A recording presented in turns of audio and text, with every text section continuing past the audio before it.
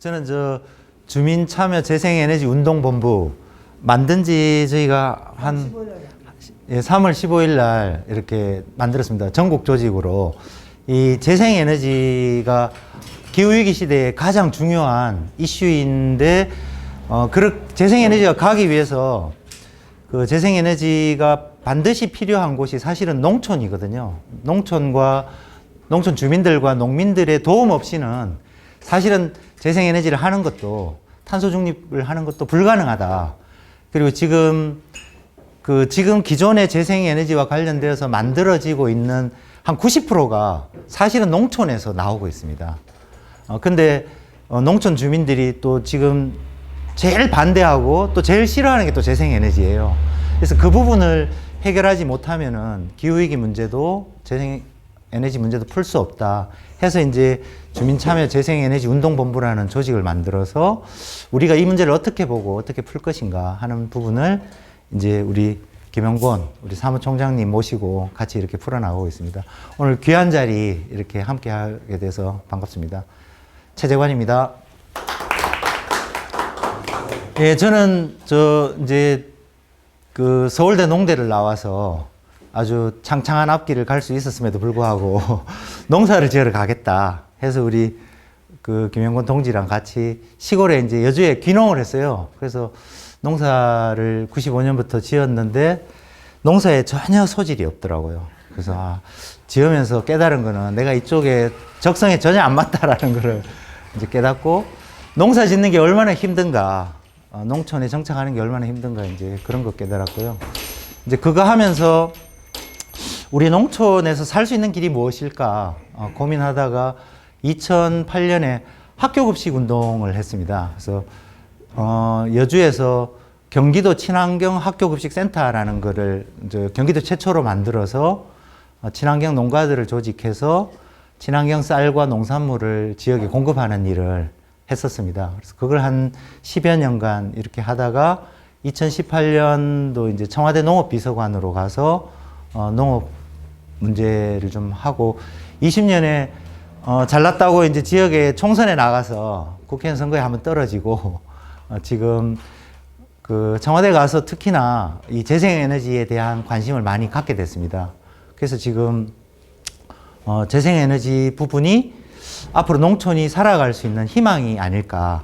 예, 오늘 그 얘기를 한번 해보려고 합니다. 그래서 여러분들이 얼마나 공감해 주실지 모르겠지만, 저는 앞으로 인구가 소멸해가고 우리 몰락해가는 농업과 농촌의 살 길이 이 기후위기 속에 이 위기를 기회로 바꾸는 이 재생에너지에 그 길이 있지 않은가 하는 부분에 대한 말씀을 주제로 이렇게 말씀드리려고 합니다. 인류가 지구를 벗어나서 달에 이렇게 갔을 때 지구가 이렇게 아름다운 줄 몰랐다. 그때까지 지구에 이렇게 밖에서 지구를 찍은 사진이 없었던 거죠. 그래서 지구가 이렇게 아름답다는 것을 느꼈다고 했는데, 지구가 이렇게 파랗게 보이는 이유가 뭘까요? 아십니까? 질문. 바다. 지구의 표면이 물로 덮여 있기 때문에 이렇게 지구가 파랗게 보인다고 합니다. 지구 표면의 71%가 물로 구성되어 있는, 지구는 사실 물의 별입니다. 근데 그 중에 97.5%는 바닷물이고 담수는 2.5%. 근데 이 담수는 다 저거예요. 얼음, 빙하.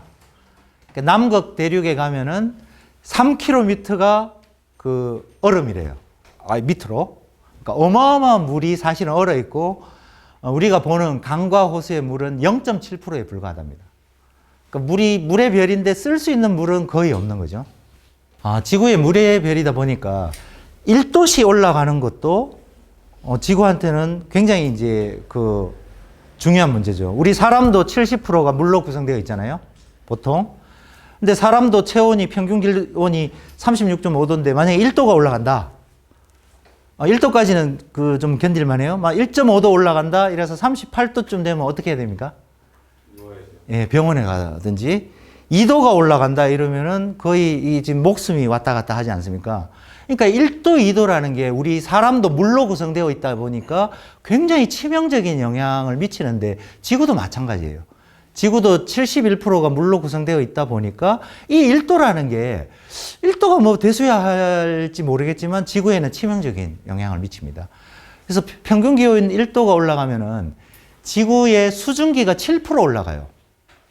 물이 공중으로 7%가 더 많이 올라가게 되는데 이 영향이 어마어마하다는 거죠. 아까 우리 강과 호수가 0.7%밖에 안 되잖아요. 근데 7%의 수증기가 늘어난 것이 가다가 산을 만나서 하면은 폭우가 되고 또 7%만큼 말리게 되면 그 땅은 사막이 되고 그래서 이 지구가 1도 올라가는 것이 그렇게 치명적인 영향을 미친다는 것을 우리가 볼 수 있습니다. 그래서 이 표는 1도가 올라가면은 50년에 한 번씩 발생하는 재난이 4.8배가 늘어난대요. 1.5도가 올라가면 8.6배. 그러니까 만약에 1.5도가 올라갔다. 우리 지구가 지금 1.1도 정도 올랐죠. 그러니까 1.5도가 올라가면은 한 50년 만에 재앙이 10배가 늘어나니까 5년마다 한 번씩 오는 거죠. 아, 우리 50년 만에 가뭄, 50년 만에 장마. 우리 지금 100년 만에 가뭄, 얼마 전에 미국의 캘리포니아는 1200년 만에 가뭄 왔었잖아요. 그러니까 그런 것들이 빈도가 이렇게 높아지는 겁니다. 2도가 올라가면 13배, 4도가 올라간다. 그러면 40배. 그러니까 매년 그 50년 만에 그런 게 그냥 매년 나오다시피 하는 이제 그런 상황이 된다. 그래서 저기 보시는 이게 배입니다, 배. 이건 강이고, 작년인가요? 재작년에 저기가 이제 프랑스에 강이 말라가지고, 배가 이제 저렇게 떠 있는 모습이고, 밑에는 그 서울의 강남에 100년 만에 홍수가 와서 물에 잠겨 있는 모습이고, 이런 것들이 일상화되는 고통이다. 이거는 호주의 한 축사인데, 재작년이었습니다. 호주에 불이 6개월간 나서 끄지를 못했어요.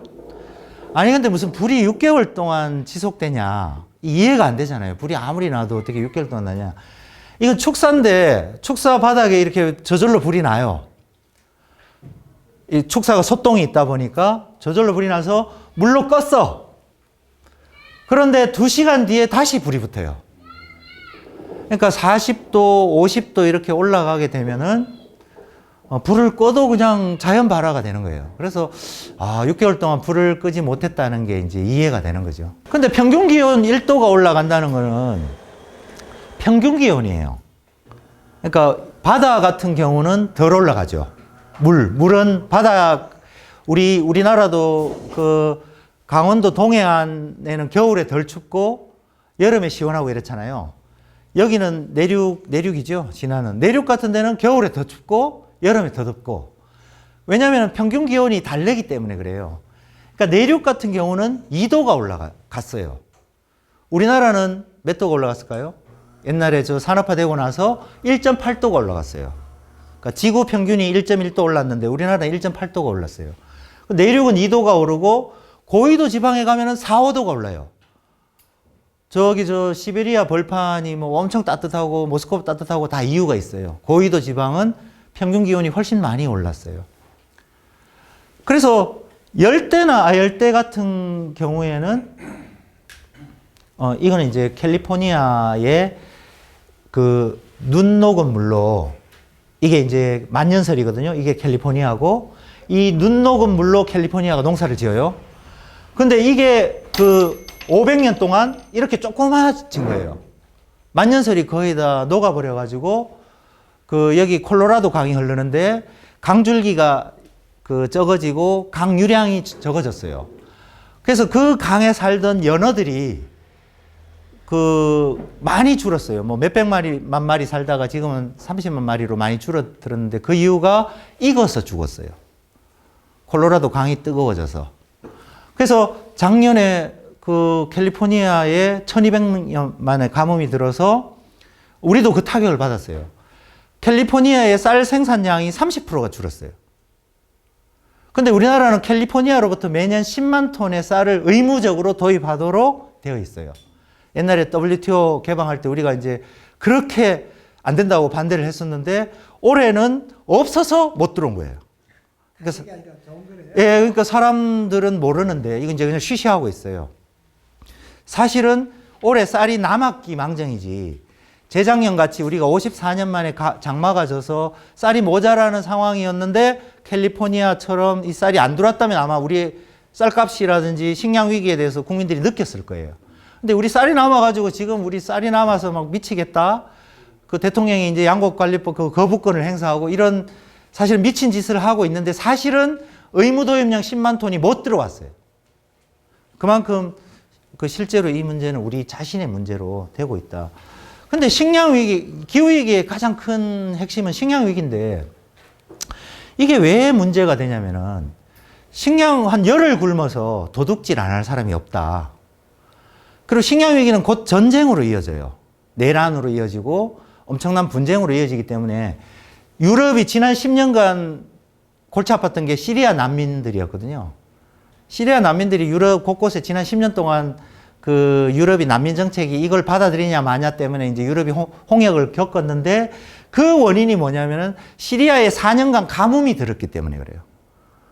4년간 가뭄에 시리아 내전이 벌어지고 시리아 난민들이 유럽으로 가서 하는 바람에 유럽 사람들이 완전 미치는 거였죠. 그래서 이 기후위기는 사실은 두 가지 핵심 위기를 가져와요.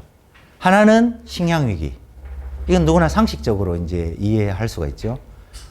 뭐 길게 말씀 안 드렸지만 요약하면은 세 가지 때문에 식량 위기가 반드시 와요.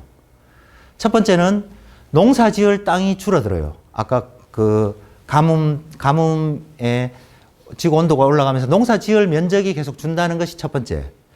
두 번째는 인구가 지금 80만인데 2050년 되면 100만.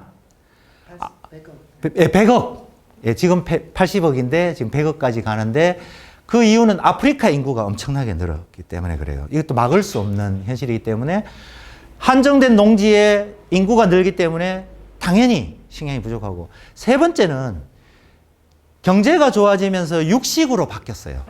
그렇죠? 중국도 육식으로 바뀌고 인도도 바뀌고 동남아도 바뀌면서 육식으로 바뀌면은 우리가 닭 1kg를 생산하기 위해서는 곡물 2kg가 필요하고 돼지 1kg를 생산하기 위해서는 곡물 4kg가 필요하고 소 1kg를 생산하기 위해서는 곡물 8kg가 필요하기 때문에 육식으로 가면 당연히 식량이 모자라게 돼 있어요. 이 세 가지 이유 때문에 미국의 한 학자는 2027년이 되면은 칼로리로 계산을 했더니 식량 부족이 온다. 이렇게 이제 통계까지 내놓은 상황이 있는데 2027년이 될지는 몰라도 그 식량 위기가 오는 것은 전 세계 사람들이 다 알고 있는 상식이 됐어요.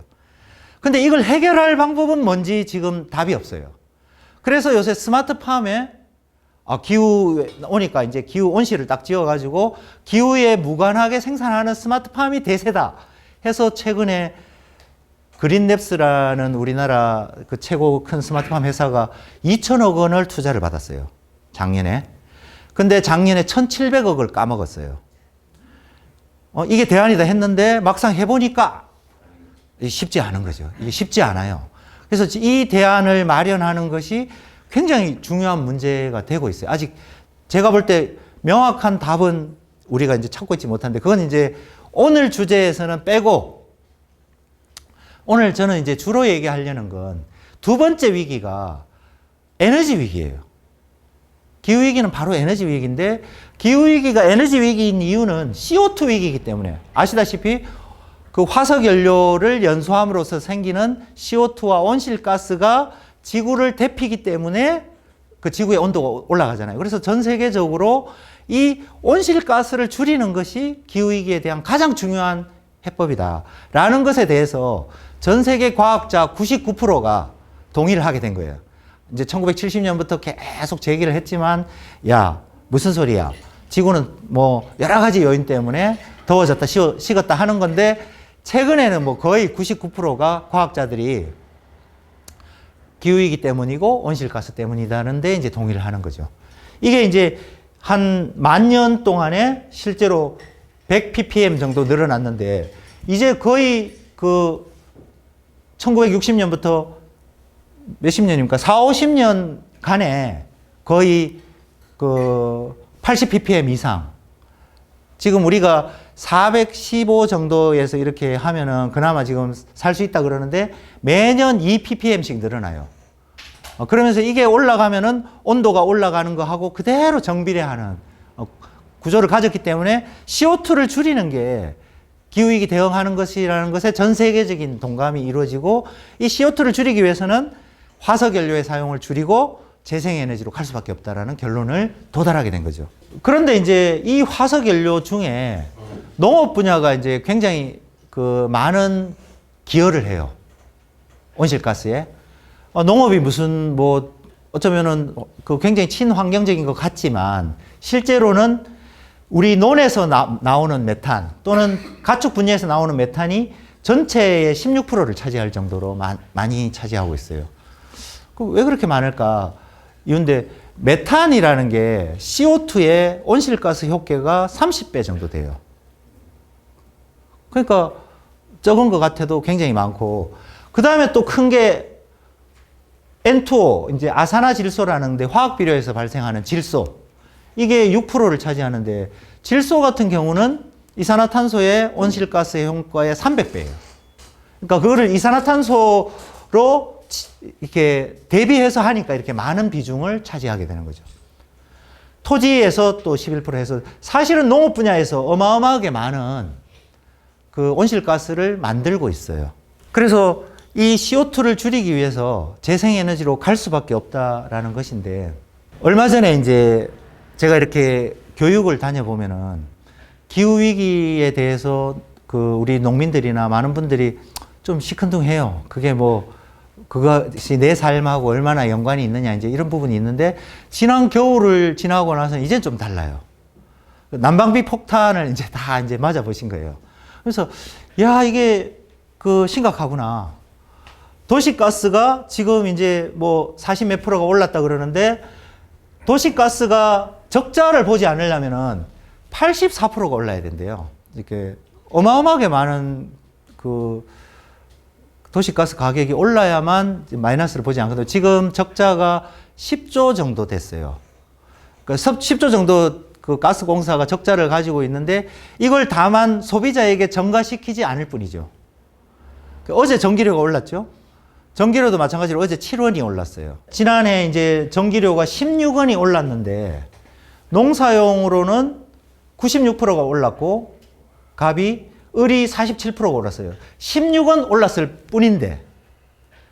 근데 우리가 한전이 지금 적자가 얼마냐면은 195조거든요. 한전이 지난해 34조 원의 적자를 봤어요. 그래서 한전이 이 적자를 어떻게 메꾸냐면은 매월 2조 정도의 채권을 발행해요. 한전채를 발행해서 이 적자를 돈을 빌려가지고 메꾸고 있어요. 근데 얼마나 웃기냐면은 우리나라가 그 매월 필요한 채권, 회사나 은행이나 빚을 내기 위해서 필요한 채권 전체 총액이 2조예요. 근데 한전이 2조를 발행하고 있어요. 그러니까 한전이 게다가 AAA 등급이거든요. 한전은 망하지 않는 기업이다 해서 금리가 제일 낮아요. 근데 한전이 지난번에 금리를 얼마로 한전이 돈을 끌어갔냐면은 6%로 끌어갔어요. 그러면은 BBB 되는 그냥 회사나 농협, 은행이나 이런 데는 몇 프로로 끌어가야 되냐면은 10%로 끌어가야 되는 거예요. 한전도 6%인데. 그러니까 시중에 돈이 싹 마르는 거죠. 이대로 가다가는 한전 때문에 채권 시장이 무너지게 되면 자금 경색이 와서 우리나라 경제 정체가 문제가 된다. 그래서 지금 전기료를 올리지 않으면 안 된다. 근데 전기료를 올리면 지금도 지지율이 바닥인데 민심이 어떻게 되겠냐. 그래서 야 몰라 하고 사실은 덮고 있다가 이게 더 이상 경제에 치명타가 오기 때문에 더 이상은 못 버티겠다 해서 어제 이제 7원을 올리는 결정을 했는데, 7원 가지고는 그 택도 없다. 예, 이거는 이제 그 전기값이 어떻게 결정이 되느냐 하는 그건데, 전기값은 사실은 발전을 하는 원자력, 그 다음에 석탄, 석유 값 플러스 LNG 가격으로 전기값이 결정돼요. 그날 LNG 가격이 이게 그날 전기값이에요. 이 원자력도 이 전기값 받고 석탄도 이 전기값 받고. 그러니까 가스비가 올라가면은 전기값이 올라가도록 우리나라는 구성이 돼 있어요. 그러니까 우리나라는 화석연료에 전적으로 한전이 의존하고 있기 때문에 화석연료 가격이 올라가면은 전기값이 올라가게 돼 있어요. 그래서 유럽은 이런 구조를 빨리 탈피하기 위해서 더 미친 듯이 지난 겨울에 한번 겪고 나서 재생에너지를 막 2배로 하기로 지금 결정을 해서 달려가는 거죠. 근데 우리는 여전히 이제 이런 구조를 가지고 있습니다. 그래서 지금 태양광 전기 가격이 굉장히 치솟았어요. 얼마까지 올랐냐면은, 옛날에 이제 2012년에 160원, 120원 이렇게 하고, 그동안 80원, 90, 100원 이렇게 쭉 오다가, 이때까지는 태양광 했던 사람들이 다 거의, 요 80원 보니까 거의 본전이더라고요. 남는 게 없어. 100원 정도 되면은 좀 남아요. 그런 수준인데, 최근에 얼마였냐면은, 지난해 200원, 237원, 260원까지 갔어요. 270원까지 갔었어요. 그러다가 지금 140원으로 떨어져 있는데, 지금은 이제 전기 수요가 작잖아요. 4월, 5월. 가다가 여름 되면 다시 올라가요. 에어컨 수요 때문에. 그래서 지금 전기값이 저렇게 비싼데, 그래서 최근에 태양광 했던 사람들은 그냥 놀았죠. 그런 한전이 적자가 쌓이는 이유가 이 파란 선이 이 한전이 전기를 사들이는 가격이에요. 이렇게 쭉 가서 2021년 지금 이렇게 와 있는데 2022년, 23년 이렇게 가 있어요. 이렇게 가 있는데 소매가는 100원. 지금 이거는 200원인데 이 소매가가 100원이니까 이 차액이 적자로 고스란히 이제 쌓이고 있는 거죠. 근데 우리나라 전기값이 굉장히 문제가 많아요. 왜 문제가 많냐면은 이렇게 유럽 같은 경우는 보세요. 독일은 우리나라 전기값의 3배예요. 그리고 우리도 지금 전기값이 얼마 가야 되겠어요? 제가 볼 때는 230, 40원 또는 250원 가야 그 전기 사고 팔고 하는데 손실이 안 나고, 일단 전기값이 손실이 안 나야지, 한전도 어차피 우리 기업인데 손실이 안 나야지 되는 것이고, 거기에다가 플러스해서 송전선로를 계속 만들어야 되잖아요. 우리 지금 이 안타깝게도 이 지난해는 태양광을 하고 싶어도 이제 더 이상 할 수가 없는 것이 개통이 없어요. 이제 송전선로가 없어가지고 지금 보낼 수 있는 용량이 거의 꽉 찼어요. 호남 쪽은, 전남 부근. 이제 그걸 하기 위해서는 그 전신주나 이거 송전 그걸 하기 위해서는 전기값이 더 올라가야 돼요. 그리고 전기값이 올라가야 재생에너지로 사람들이 관심을 갖게 돼요. 우리는 농사용 전기가 워낙 싸다 보니까 그냥 이제 그 재생에너지를 할 이유가 없는 거죠. 근데 이제 최근에 한전이 저는 한전이 잘못된 길을 걸어가고 있다고 생각을 하는데, 한전이 왜 채권을 사지 못했는가? 이유가 있어요. 이유가 뭐냐면은 노르웨이 펀드, 스웨덴 펀드 이런 그 연기금 있잖아요. 연금 기금. 그러니까 전 세계 투자자 중에서 제일 돈을 많이 투자하는 데가 연기금이에요. 우리나라도 제일 큰 투자자가 우리나라 국민연금이에요. 한번 생각해 보세요. 우리 국민들 돈을 다 들고 있잖아요. 국민연금이. 그러니까 국민연금이 제일 많은 돈을 가지고 있어요. 딴 나라도 마찬가지예요. 이 나라들이 몇 년 전부터 화석연료에 투자하는 회사에게는 기금을 빼겠다. 투자를 안 하겠다를 지나서 기금을 빼겠다고 했어요. 재작년에도 그 블랙락이라고 하는 미국에서 제일 큰 7천조 달러? 7천조 하여튼 그 제일 큰 그 투자 회사도 한전에다가 야, 니네들 화석연료에 투자하면은 돈 빼겠다 했는데 우리나라 한전이 베트남에 가서 석탄 발전소를 짓고 있어요. 이제 그러다 보니까 이제 여기선 투자를 안 하는 대상에서 제외가 된 거죠. 그러니까 한전이 투자를 못 받는 이유는 우리나라 자금 고갈도 있지만 외국 자본들이 이렇게 안전한 자산에 망할 이유가 없는 자산에도 그렇게 많은 금리를 줘도 돈을 안 주는 이유가 있다는 거죠. 그래서 여기 보면은 전 세계 이제 투자금이 어디로 가나 이 석유와 화석 연료에 대한 투자는 계속해서 이렇게 줄고 있고, 지금은 녹색 투자, 그 재생에너지 관련 투자는 이 화석 연료의 3배로 투자를 하고 있어요. 그래서 이미 세상은 바뀐 거죠. 여러분한테 이제 한 가지 그 질문을 던지면, 화석 연료가 이제 점점 사용을 안 하게 되잖아요. 우리가 재생 에너지로 가자고 하고, 화석연료를 점점 사용을 안 하게 되면 화석연료의 가격이 올라갈까요? 내려갈까요? 그 상식적으로는 떨어져야 되잖아요. 예, 공급은 많고 수요는 줄게 되니까. 근데 화석연료 가격은 올라가게 돼 있어요. 왜 올라가냐면 특히 우리나라가 지금 석탄에 대한 보조금이 그 전 세계적으로 화석연료에 대한 보조금이 없어지면서 올해 석탄 폐광을 하나 했거든요.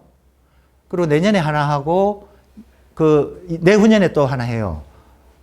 폐광을 해요. 왜냐하면 화석연료를 안 써야 되니까. 그러니까 석탄이 폐광이 되니까 석탄값이 올라가는 거예요. 그리고 석유도 마찬가지고 우리가 예년에는 석유를 구입할 때 10년치를 구입했어요. 근데 이제 앞으로 석유를 점점 전기차로 바뀌고 석유를 점점 안 쓰니까 1년치만 구입하는 거예요. 그리고 내가 석유 회사인데 석유라는 게 한 번 파면 계속 나오는 게 아니잖아요. 점점 줄면은 다른 데 또 파야 되잖아요. 그 옛날에는 계속 팠어요. 계속 투자를 해서 시출했는데 지금은 안 파요. 더 이상 투자를 안 해요. 그냥 이거 하면 문 닫는 거야. 그래서 석유에 대한 투자들이 줄어들게 되고 국가가 10년치 사던 거 1년치 사고 이렇게 이제 바뀌면서 화석연료에 대한 가격이 실제로는 올라가는 거예요. 그래서 우리나라 한전같이 화석연료에 의존하는 나라는 전기값이 계속 올라갈 수밖에 없어요. 그래서 전문가들은 앞으로 우리가 우크라이나 러시아 전쟁 때문에 가스값이 비싼 것도 있지만 앞으로 가스값은 계속 올라갈 것이다. 그리고 화석연료에 대한 가격은 계속 올라갈 것이다. 그게 사실이라는 거죠. 여러분, 우리가 농산물도 조금 많이 생산하면 가격이 다운될 수 있잖아요. 근데 조금 생산하면 가격이 올라가듯이 화석연료도 유통량이 점점점 줄어들게 되면은 거꾸로 가는 거죠. 지금 우리 세계화를 통해서 가격이 충분히 낮아졌던 시대에서 점점 쪼그라들면서 그것이 작아지는데 그걸 단적으로 보여주는 게 이 그래프예요. 화석연료에 대한 투자가 없어지고 재생에너지에 대한 투자를 하는 거. 그래서 지금 화석연료에 대한 투자는 좌초자산에 대한 투자다. 앞으로 사라질 산업에 대해서 투자하는 그 까먹을 돈이라는 거죠. 그래서 우리가 석탄 발전소 가서 짓는 거 바보. 삼성이 저기 삼척과 강릉에 석탄 발전소 짓는 거 이 바보. 그래서 삼성도 후회를 많이 했어요. 야, 정부가 이거 사면 안 되냐. 우리가 헐값에 넘길게. 그 정부는 그냥 달라. 사실은 내부에 그런 협상이 제가 청와대에 있을 때 거기서 야, 삼성이 이제 왜 그러냐면은 석탄 발전을 가지고 있으면은 이제 이게 소비자들이 유럽의 소비자들이 이 삼성 기후학당 니네 물건 안 사. 이런 게 올까봐 발을 빼고 싶어 했어요. 근데 뭐 더 이상 발을 뺄 수가 없어서 못 뺐지. 사실은 그렇게 이제 세상이 바뀌고 있다. 그리고 이렇게 또 바뀔 수밖에 없는 게 탄소 국경세 들어보셨나요? 예, 2023년부터 유럽에서 탄소 국경세라는 건데 이게 뭐냐면은 유럽은 값비싼 재생에너지, 비용을 많이 들여서 재생에너지를 투자를 해서 자동차를 생산하는데 철강을 생산하는데 우리는 값싼 석탄, 화석연료를 사용해서 자동차를 생산해서 유럽에 갖다 팔면 유럽 사람들은 억울하지 않냐. 이거는 공정하지 않다. 그래서 한국에서 값싼 화석연료로 생산한 물건에 대해서는 그 에너지 차액만큼 관세로 물리겠다. 안 그러면 누가 재생에너지로 생산하겠냐. 비싼 돈 들여서. 그래서 그 차액을 그 관세로 물리겠다는 게 탄소 국경세입니다. 탄소 국경 조정. 예, 그렇기 때문에 그렇다면 이게 23년부터 지금 시작이 됐고 26년에 전면화돼요. 그러면은 우리나라 같은 경우는 석유화학도 계산해 봤더니 1조 4,600억을 더 물어야 유럽에 갖다 팔 수 있는 거예요. 그 에너지 차액을. 석유 정제, 운송, 철강 이런 데서 이만한 많은 돈을 더 물어야지 우리가 유럽에 팔 수 있는데 이게 우리가 팔 수 있겠냐. 제가 볼 때는 경쟁력을 잃게 되는 거죠.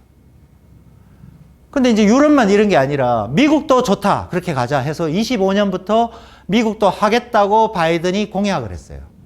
중국도 좋다. 우리도 그렇게 가겠다고 오케이를 했어요. 그러면 미국, 중국, 유럽이 이제 탄소 국경세로 가게 되는데, 그러면은 2025년부터 우리나라 자동차가 과연 유럽에 팔아먹을 수 있을까? 우리나라 자동차가 미국에 팔아먹을 수 있을까? 우리나라 자동차가 중국에 팔아먹을 수 있을까? 심각한 무역 위기에 직면하게 된 거죠. 근데 생각해보면 3년 뒤인데, 우리 정말 깝깝한 나라예요. 3년 뒤에 닥칠 일인데. 그래서 미국하고 중국은 미친 듯이 태양광을 하는 거예요.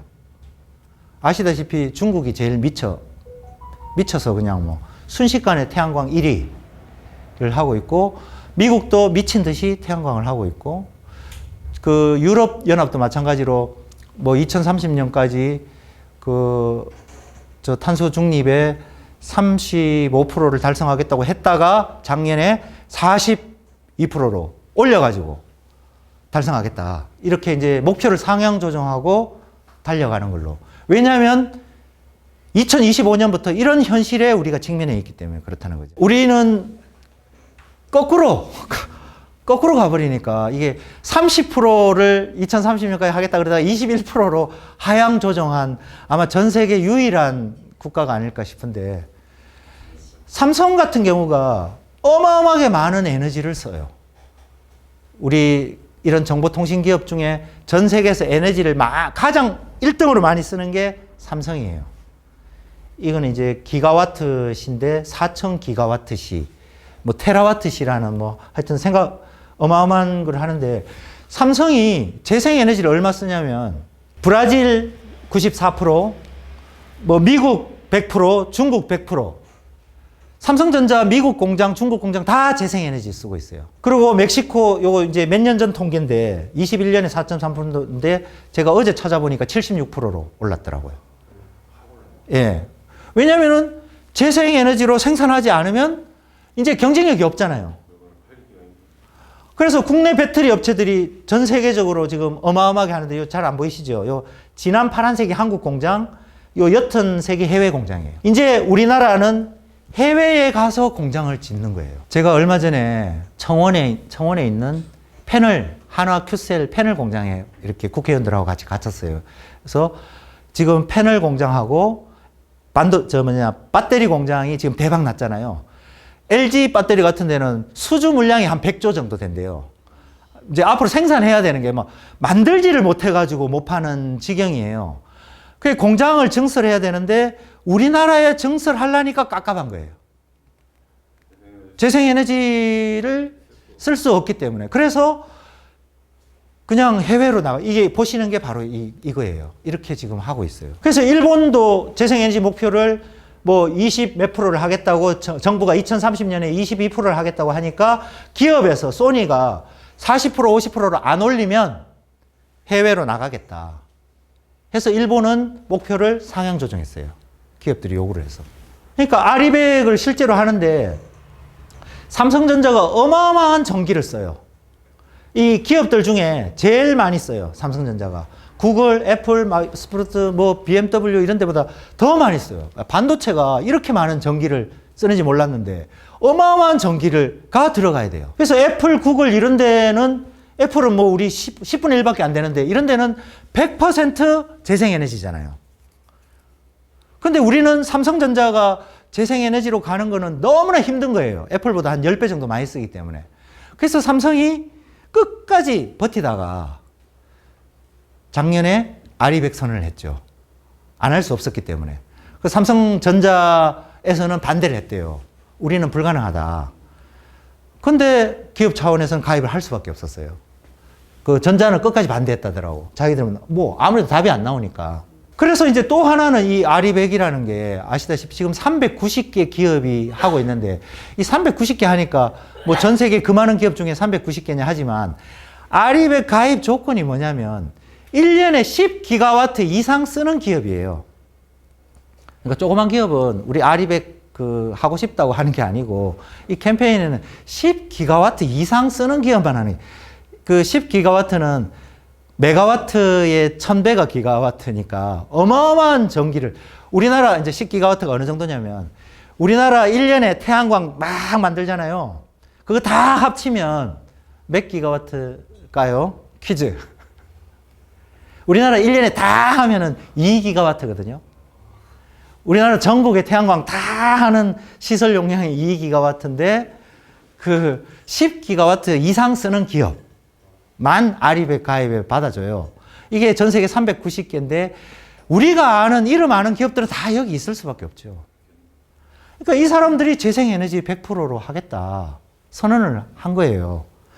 그래서 최근에 BMW가 삼성 SDI에 BMW 자동차에 들어가는 반도체를 그 아리백으로 해줘라 해서 삼성이 해줘야 되잖아요.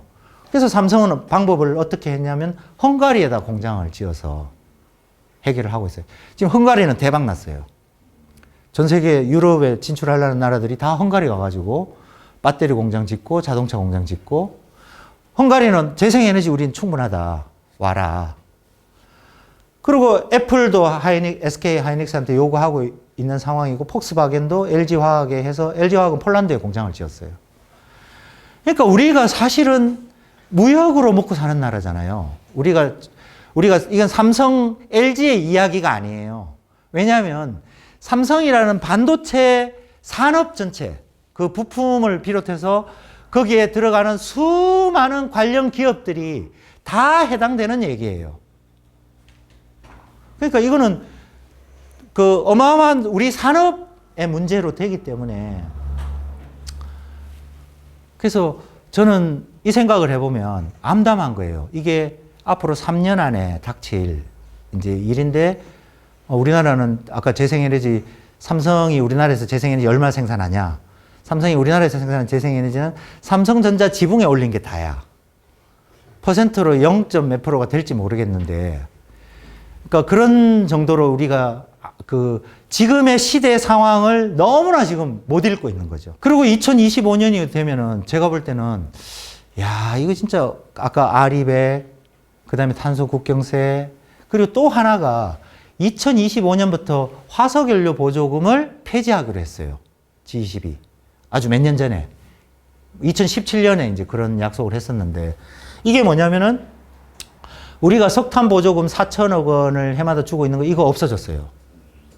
그래서 폐광을 3개를 지금 하게 됐어요. 이것 때문에. 그리고 25년이 되면 유가 보조금, 화물차들 유가 보조금 주잖아요. 2조가 매년 나가요. 이게 없어져요. 그럼 화물차 하는 사람들, 기사들이 과연 이게 경쟁력이 있겠습니까? 그러면 화물차 유가 보조금이 오면 운송비가 올라가겠죠. 그러면 농산물 값도 올라갈 거예요. 아니, 모든 물가가 올라갈 거예요. 그리고 농업용 면세유가 1.1조인데 이것도 없어져요. 그럼 우리도 면세유로 그동안 아주 했던 농민들도 로타리 치고 벼 베고 하면 이제 다 올라가는 거죠. 농사용 전기도 이건 좀 애매하긴 한데 전기도 화석연료로 우리가 만들고 있으니까 전기에 대한 보조금도 화석연료에 대한 보조금으로 본다면 없어져야 돼요. 이게 2025년에 하기로 G20이 약속을 했어요. 그러니까 이런 이유 때문에 25년이 되면은 태양광 빅뱅이 올 것이다. 전 세계적으로 태양광 수요가 폭발할 것이다.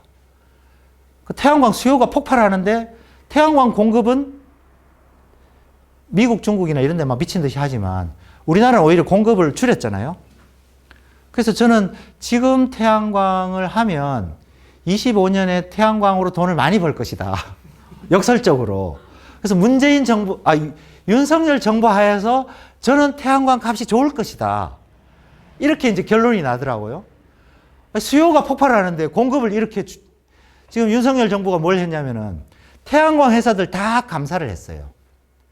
4,000개? 4,000건 정도를 고발해서 막 벌금 때리고 그 태양광 회사들이 대부분 걸렸는데 뭘 해서 걸렸냐면은 내가 이제 한 1억 5천을 들여서 100kW를 했다. 근데 그거를 한 2억 들었다고 하고 그 대출을 70%를 땡긴 거죠.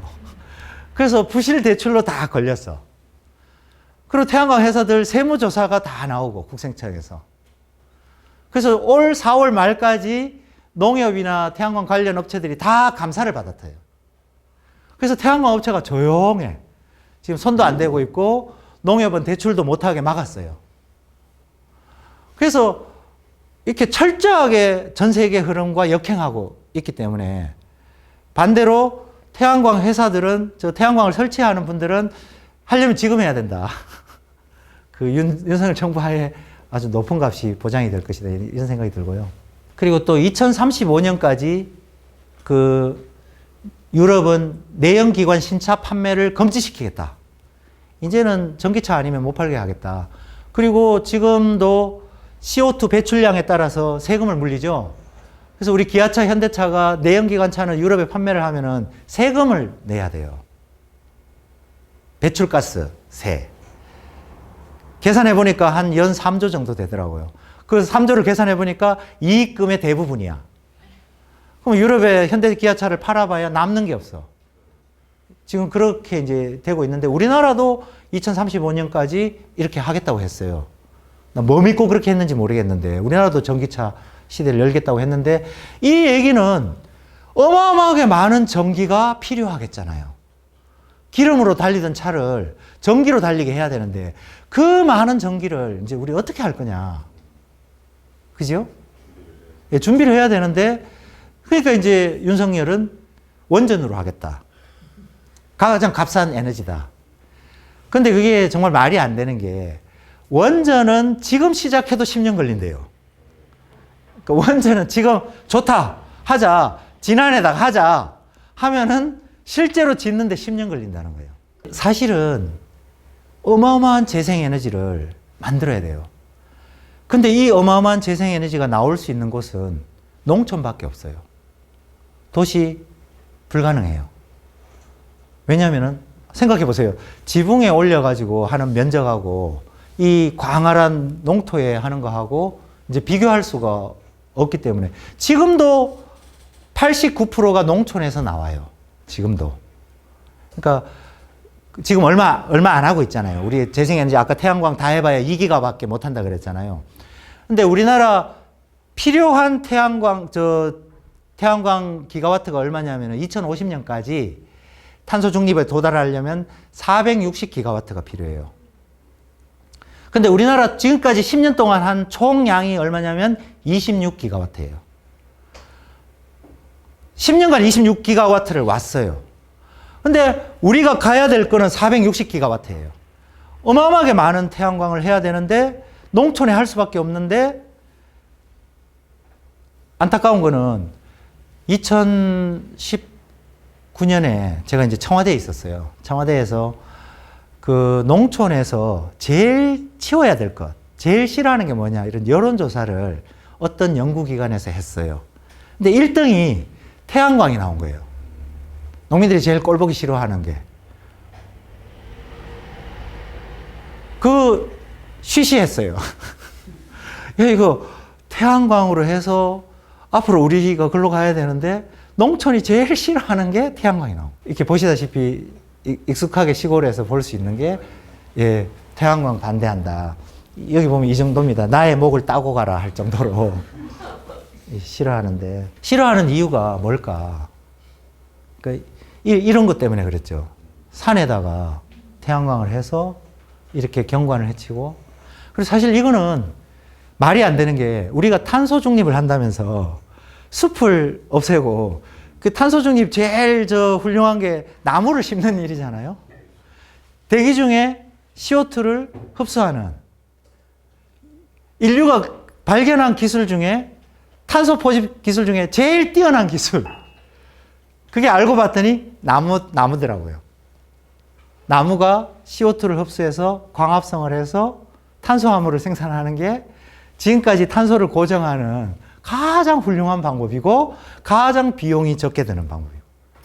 그러니까 마이크로소프트 빌 게이츠가 탄소 포집에 성공하는 사람에게 10억을 주겠다?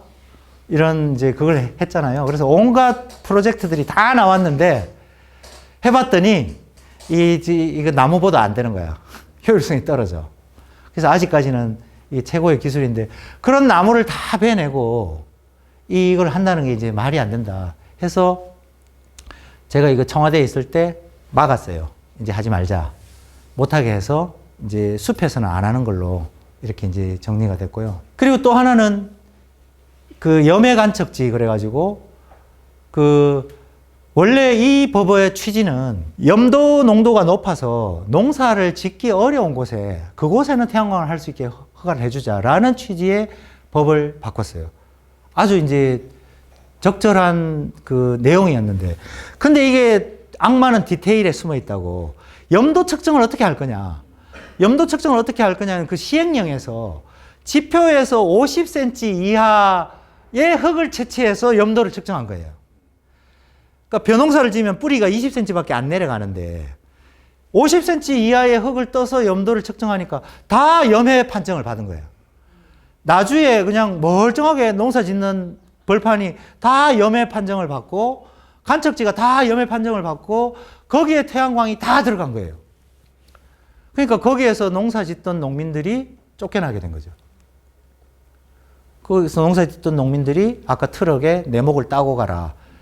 노동자로 치면 해고를 당한 셈이고, 그리고 그분들만 피해를 본 게 아니라 그 인근 마을에 논에 임차료가 보통 한 평당 1,000원 정도 하거든요.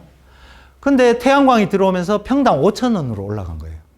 그러니까 임대료가 다 올라가 버리고 땅값이 3만 원, 5만 원 하던 땅값이 10만 원으로 올라가 버리고, 물론 땅을 가진 분은 이제 그게 도움이 되겠지만 땅을 안 가진 대부분의 소작농들은 일터를 잃게 되는 거죠.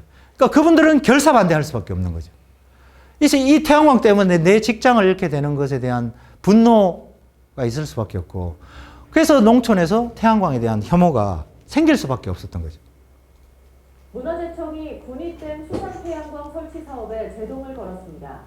송정선로가 지나는 일각사 주변이 역사문화환경 보존 이거 이제 군위에 수상 태양광을 다 했는데 주민들이 다 반대를 해가지고 다 설치를 해놓고 연결을 못하고 있어요. 문화재청은 최근 문화재위원회를 열어 한국수자원공사가 신청한 군위 인각사지 주변 송전선로 설치권을 허가하지 않기로 결정했습니다. 지난 3월 전신주 설치를 불허한 데 이어 2차로 신청한 주중선로로 변경 신청에 대해서도 부적합 결정을 내린 겁니다. 네, 태양광 설치 관련해서는 지금 그 태양광 이제 선로만 지금 남아 있는 상황인 걸로 알고 있습니다. 이제 선로 관련해서는 저희가 문화재 그 여성남녀 보존 지역을 분화하기 때문에 이게 위원회에 선정돼서 심의해서 지금의 결정이 난 사안이고요. 수자원 공사 측은 당혹해하고 있습니다. 그러면서 발전소 설치가 마무리 단계에 접어든 만큼 새로운 방법을 찾겠다는 입장입니다. 그러니까 그 수상 태양광도 거의 다 못하고 있어요. 주민들이 다 데모를 하고 있기 때문에 다 못하고 있어요. 그리고 요거는 이제 요 버섯사. 버섯이 없어. 버섯사라고 하고 참나무 몇 개 갖다 놓고 진흥구역에는 아무도 태양광을 못 하거든요. 근데 저 사는 동네에 이렇게 농민이 이제 농사 짓는 땅에 여주인데 구리에서 이제 땅 주인이 와서 거기다가 200kW 태양광을 버섯사를 만들어서 설치를 한 거예요. 그리고 2주마다 내려와서 거기서 고기를 구워 먹어. 그러니까 이분은 그 농토를 뺏겨서 농사를 못 짓는 거죠.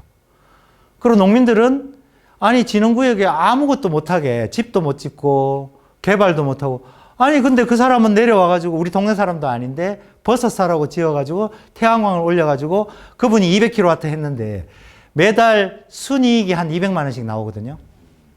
그러니까 그분은 맨날 고기 구워 먹고 싶지. 매달 200만 원씩 20년간 나오니까. 근데 그걸 지켜보는 동네 사람들은 마음이 어떻겠냐.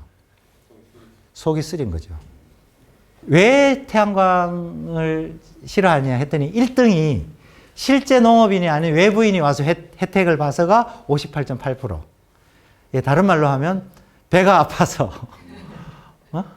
외부 사람들이 와서 이익은 가져가고 피해는 고스란히 지역 사람들이 보는 거에 동의할 사람이 누가 있냐. 이게 그동안의 태양광 정책이 가져왔던 문제 아니었나. 당연히 반대할 수밖에 없지 않느냐. 그래서 유럽은 어떤가 이렇게 찾아봤더니 유럽도 똑같아요. 반대해. 태양광 생기는 것도 싫고 풍력이 생기는 것도 싫고. 근데 유럽은 왜 했냐. 아까 독일 다녀오셨다고 말씀하셨죠. 덴마크는 주인이 주민이에요. 이 풍력 태양광의 주인이. 협동조합을 해서 지자체랑 같이. 그 태양광 주인이 주민이야. 그래서 주민들이 소득을 보는 거예요. 그러면은 반대가 찬성으로 바뀌어. 지금 유럽이나 미국에 좀 잘 사는 사람들이 누구냐면은 농민들이래요. 왜냐하면 풍력 태양광 딱 하나 세워놓으면은 농사 짓는 것보다 많이 나와. 전남 신안에 주민 참여형 태양광 사업에 주민들에게 이익을 나눠주자는 방식으로 제대로 활용되지 않은 땅을 사업지로 택해 주민과의 갈등을 최소화합니다. 농민들이 사실 농사를 현실적으로 못 짓고 새우 양식을 30년 가까이 해왔었는데 그 새우 양식도 이제 바이러스나 이런 것들 때문에 많이 폐사하고 그래서 거의 방치되어 있다시피 한 땅이었습니다. 또 어떤 효율적인 이용을 하고 전기도 생산하는 그런 두 가지 효과를 온전히 첫 번째로 사업자 배만 불린다는 반대 여론은 이 공유 배당금을 통해 누그러뜨렸다. 아니 20시 일분이 대학원 대관님 배당금 받으세요. 전기를 생산해서 얻은 이익금 30%를 발전소와의 거리에 따라서 지급하는 방식이다. 태양광을 반대했던 이들도 이제 햇빛연금이라며 반긴다. 7살 미만의 영유아에겐 배당금의 비율을 높여 청년인구 유입도 꾀하고 있다. 그 어떻게 보면 연금이잖아요. 이제 내가 죽을 때까지 이제 연금이 계속 나올 수도 있고 우리 자식들이 이제 또 그걸 계속 부여받고 하니까 어떻게든 젊은 사람들이 더 좋아야 되겠죠. 그래서 많이 이 태양광 이 연금으로 인해 가지고 신혼부부 인구가 좀 더 늘어나고 있는 상황이고 하니까 이 마을에서는 더 큰 규모의 태양광 사업이 추진되고 있다. 주민 반발을 최소화한 부지 선정, 이익금을 나눈다는 신뢰가 쌓이면서 가능했다. 우리나라 최근으로 통계로 볼 때 예, 화력 발전량이 예. 몇 퍼센트나 되나요? 석탄이 30%, 제가 원자력 대충 정확하지 않은데 석탄 30%, 원자력 30%, 그 석유가 30%인가 하여튼 거의 3대 3 이렇게 돼 있는 것 같더라고요. 그러면은 어쨌든 한 50% 이상이 다 우리는 거의 다 화석 연료로.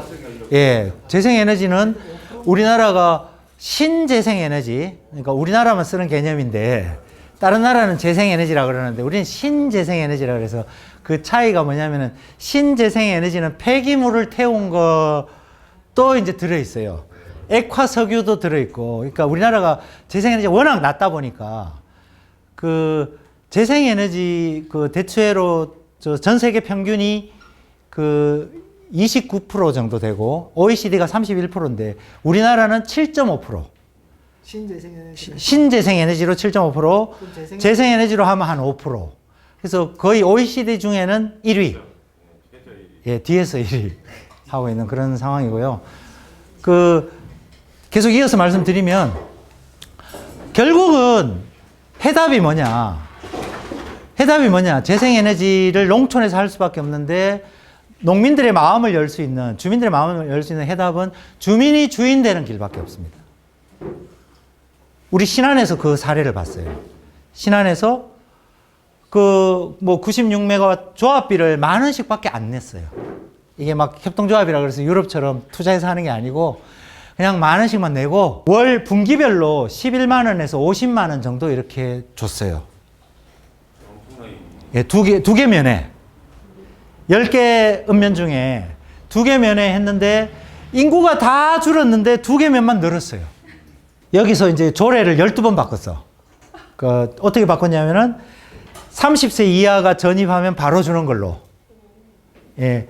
그 다음에 거기서 태어나면 바로 주는 걸로 이렇게 하고, 만 40세 이하가 들어오면은 전입하고 1년 있다가 주고, 예, 50세는 2년, 50세 초과하면 3년, 이런 식으로 이제 조례를 만들어서 누가 지역 주민이냐 이제 그것까지도 이렇게 규정해서 주게 됐습니다. 제가 이제 이 신안 사례가 모범 사례라고 해서 봤더니 주민들은 전체 투자금의 4%만 투자한 거예요. 그러니까 4%에 대한 이익만 받는 거예요. 사실은 너무 적은 거야. 96%는 자기들이 가져가고 4%를 주민들이 갖는 거예요. 그래서 신안군수가 야, 신안군이 투자를 하게 해줘라. 그러면 신안군이 투자를 하면 신안군이 다 먹잖아요. 국민이 다 먹잖아. 누워서 떡 먹기? 아무것도 아닌 사업이지. 이게 설치만 해놓으면 따박따박 해만 뜨면 나오는 위험 부담이 없는 사업이니까 투자를 신안군이 하게 해달라 했는데 안 돼. 자본시장법으로 뭐 안 돼. 골 때려요. 하여튼 우리나라가 투자를 하겠다도 못하게 막어. 그리고 외부 자본이 들어와서 96%를 가져가고 4%만 주민들한테 논아주는데 4%만 줘도 주민들이 지금 좋아서 찬성을 한다는 거죠. 그래서 여주에서 태양광이 좋다 해서 제가 한번 해봤어요. 우리 낙농하시는 분 지붕에 올렸더니 200kW를 했더니 한 달에 순이익이 자기 말로 150만 원씩 나오더라는 거야. 원금과 이자를 까고도 순이익이. 그래서 이 친구가 지금 축사를 하는데 낙농이 지금 엄청 어려워요. 우유값이 너무 어려워가지고 다 관둘라 그래. 근데 이 친구는 다행히 지붕에 태양광을 올리는 바람에 그걸로 버티는 거예요. 젖자는 것보다 낫대. 지붕에. 그래서 야, 이런 농민들이 하면 이런 장점이 있구나. 그래서 산자부에 주민이 100% 이익을 받는 사업을 한번 해보자. 제가 이제 2021년부터 한 6개월 정도 산자부를 설득을 했어요. 그래서 산자부가 좋다. 왜냐하면 농촌에 해야 되는데 농민들을 설득해야 되니까 농민이 주인인 방식을 한번 디자인해보자. 그래서 1메가와트를, 그러니까 100kW 10개, 1메가와트, 면적으로 치면은 지붕으로 하면 2,000평, 땅으로 하면 4,000평. 이 땅에 1메가와트를 올리면 월 투자금은 한 15억 정도 들어요.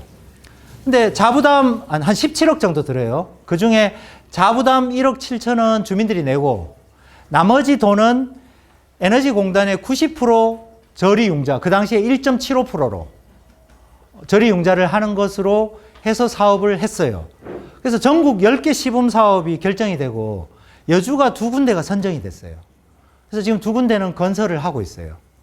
건설을 하고 있는데 여기 이익이 얼마 나오냐면은 1메가와트를 하면은 월 1,000만 원씩 나와요. 이자와 원금을 제하고. 그래서 그 마을에 1,000만 원을 어떻게 쓸까? 그러니까 지금 저희는 고민하고 있어요. 그래서 그 마을에선 1,000만 원이 나오면 50가구 정도 되는데 월 10만 원씩 나눠주면은 얼마인가요? 500만 원? 예, 500만 원은 월 10만 원씩 나눠주고 그리고 나머지 500만 원은 복지. 그러니까 청년을 한 명 고용해서 사무장을 고용을 해서 마을의 이장님도 도와주고 봉고차를 한 대 샀어요. 전기차를 사고 싶었는데 전기차 봉고가 없어가지고 그냥 봉고차를 사서 마을의 어르신들이 병원 가고 싶다면은 그 사무장이 태우고 갔다 오는 거야. 마을 택시죠. 그러니까 뭐 언제든지 장 보러 가자면 가고 뭐 병원 가자면 가고 의료와 교통 복지를 해결하는 그 복지 사업을 세금 안 받고 햇볕 에너지로 돈을 벌어 가지고 쓰는 걸 이제 한 거죠. 그래서 여주에는 2개의 마을을 했어요. 한 마을은 마을이 공동으로 땅을 구입해서 그 땅에다가 설치를 했고, 한 마을은 한 분이 농지를 비진흥구역을 임대를 마을에 해줬어요. 임대료를 자기가 받고 좀 많이 받았어. 평당 10,000원 정도 받고, 그러면 연 4천만 원을 본인이 받고, 예? 4,000평이니까 4천만 원을 본인이 갖고, 마을에는 그래도 8천만 원이 남잖아요. 연 1억 정도. 근데 아까 월 1,000만 원이면 연 1억 2천 정도 남으니까 마을에는 한 8천만 원 정도가 돌아가는 거죠. 그러니까 나도 좋고 내가 좀 많이 좋고 그래서 저 마을은 그분이 내가 땅을 내놓겠다 해서 했는데 왜 저분이 했냐면은 저분은 이미 개인적으로 2메가와트를 하고 있었어요. 2메가와트를 하고 있었기 때문에 이게 어떤 건지를 알고 있었어요. 그래서 이제 여주는 2개를 했어요. 그래서 이게 올해 한 9월 정도 되면 가동이 시작이 되고 이익금이 나오기 시작하면 그때 이제 전국에서 와서 배울 수 있지 않을까. 그래서 농촌에 이런 그 자원들을 활용해서 연금처럼 만든다면 가능하지 않겠느냐. 그래서 우리 여주도 마찬가지죠. 그 주민들이 태양광 한다면 반대 데모했던 사람들인데 자기들이 주인이 돼서 하니까 찬성을 하는 거예요. 근데 아까 신안 사례하고 아까 여주 사례를 비교를 하면 어떤 차이가 있냐면 신안은 4% 투자해서 한 거예요.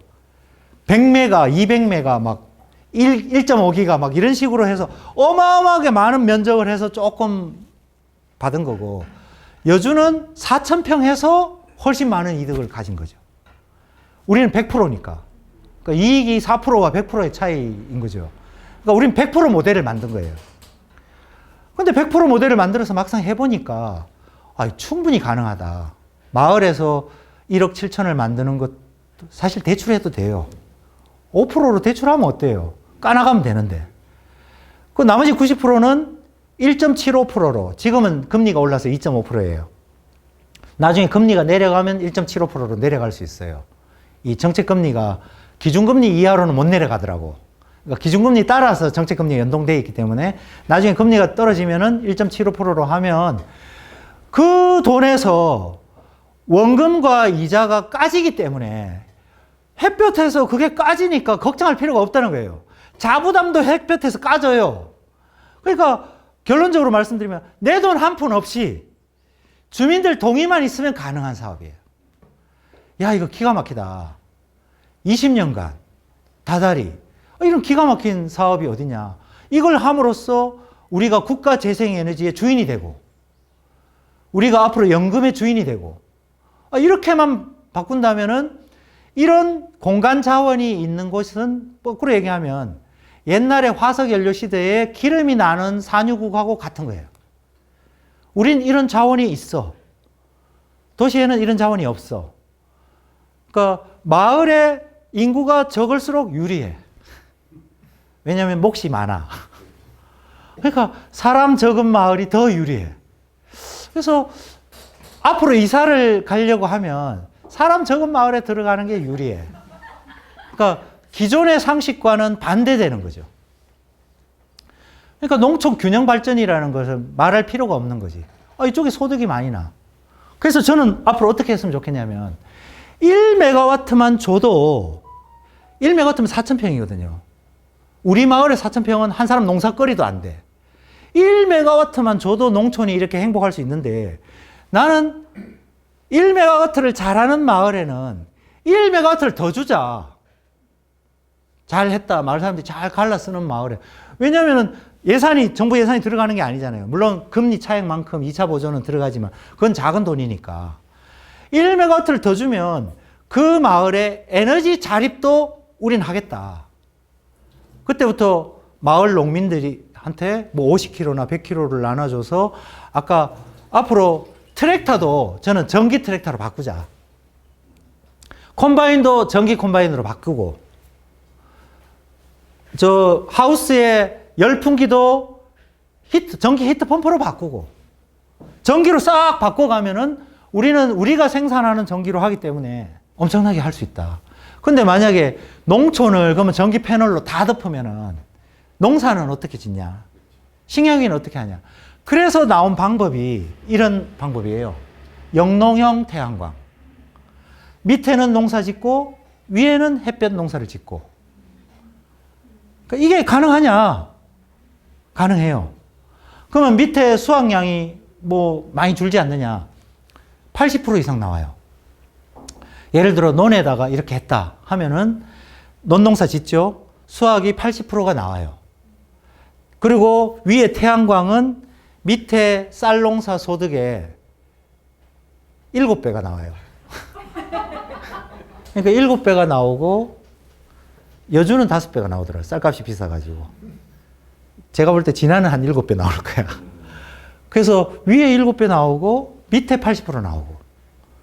그러면 이걸 왜 안 하냐? 독일은 영농형 태양광에 주목하고 있다. 이런 식으로 앞으로는 일로 가야 된다. 식량과 에너지가 경쟁하기 때문에 기업이 운영하는 식량과 에너지를 함께 생산할 수 있는 곳으로 가야 된다. 태양광 패널 밑에서 다양한 작물을 재배한다.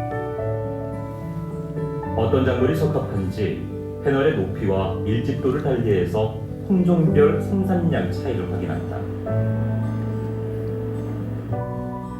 맞춤형 시설을 세우기 위해서다. 작물 수확량은 평균 10%가량 감소하지만 포도의 경우 패널 밑에서 오히려 당도가 높다고 한다.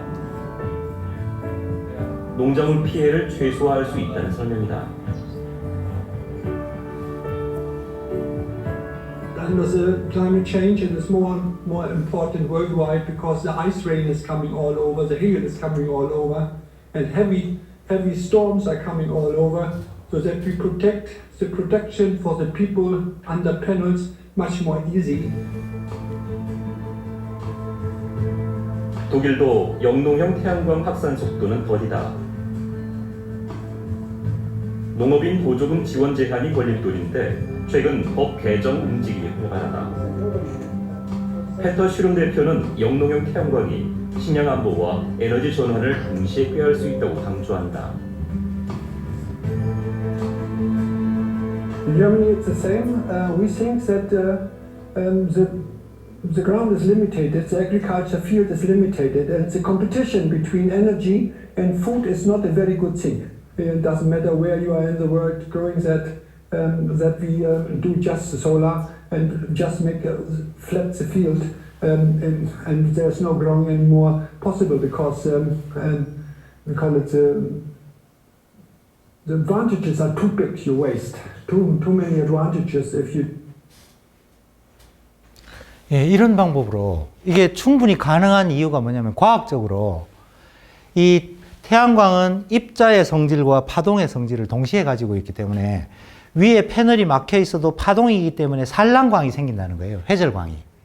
그래서 이 회절광이 생겨가지고 이렇게 패널이 아주 낮으면은 바로 그늘이 되지만 올라갈수록 산란광이 생겨가지고 밑에 빛이 다 들어가는 거예요. 그래서 수확량이 20%밖에 안 준다. 그래서 충분히 가능하다는 게 과학적으로 이렇게 설명이 된다는 거죠. 그리고 광포화점이라는 게 있어서 우리가 햇볕이 다 필요한 게 아니라 광포화점 이상 되는 햇볕은 탄수화물 광합성에 도움이 안 되는 거예요, 오히려. 근데 그 광포화점이라는 게 쌀이 한 40kLux 정도 되는데 우리 직사광선이 110kLux예요. 그러니까 40%만 있으면 되는 거야. 그래서 아까 포도 같은 경우는 이걸 씌웠더니 생산량이 105%가 나온 거예요. 아까 당도도 더 좋다고 이제 얘기를 하다시피. 그럼 포도는 왜 그런 거냐 했더니 포도 농사 짓는 사람한테 물어봤더니 포도는 원래 산란광을 더 좋아한대요. 직사광보다. 그래서 포도의 그 위에 비가림한 시설이 몇 년 돼가지고 새카매져도 처음 했을 때나 새카매졌을 때나 똑같더라는 거예요. 그러니까 농민들이 그걸 알게 된 거죠. 자주 갈 필요가 없다. 그래서 이런 방식으로 하자. 그래서 이제 통계를 다 내봤더니 뭐 감자는 90% 나오고 녹차는 오히려 120% 나오고 오히려 더 나오는 것도 있고 쌀은 80% 나오고. 그래서 이런 그 영농형으로 가는 것이 답이다 라는 생각을 하고 있고요. 그리고 이런 부분들을 아까 말씀드린 것처럼 전기 트랙터로 바꿔서 기름값이 올라가도 걱정하지 않도록 시스템을 바꿔버리자. 이게 에너지 전환이라는 거죠. 그러니까 화석연료에 의존하지 않는 구조로 빨리 우리가 전환을 이뤄가는 것이 필요하다. 여기 최근에 미국에서 올해 2023년 1월부터 모나코 트랙터라는 게 출시가 됐는데 자율주행이고 전기 트랙터고 한 번 충전하면 14시간이 작동이 되고 배터리가 다 되면은 배터리를 갈아요. 그래서 사실상 24시간 가능한 그런 트랙터인데 70마력인데 8,900만 원이에요. 그러니까 우리 농사 짓는 사람들한테 70마력이면 8,900마력이면 우리나라 트랙터 값하고 똑같네? 똑같아요. The electric powertrain and the autonomous. 다들 이 정도 영어는 되시죠? actually lives, and this is really where the brain of our track. 사람이 1.5m 앞에 있으면 서요, 자기가. provide more insights and 카메라로 인식을 해가지고 6개 카메라로 인식을 해서 작물이 어떤 게 서 있는 걸 자기가 알아서 피해가. The Monarch tractor has all of the features you 그 expect. 이건 사람이 가면 따라와요. It has a PTO, it has a 3-point linkage, it has the ability to connect the front loader. All of those items you'd expect from a conventional tractor are present. 저렇게 손으로 조종할 수도 Design the 있고. Monarch tractor to be a tractor that can interact with people while operating in an automated mode. From intelligence, you can basically create insights. Insights give action. 저렇게 이제 입력해놓고 집에서 기다리면 돼. 이제 돌아오라고. So, data is kind of like essential to the farmer. With our tractor, we'd probably give them one of the easiest ways of collecting data on the farm. Because we have more data and more insights, we can make existing implements much more efficient. And then we'll start to automate things that right now people look at and don't think are amenable to automation. The Monarch tractor is safer than any. 예.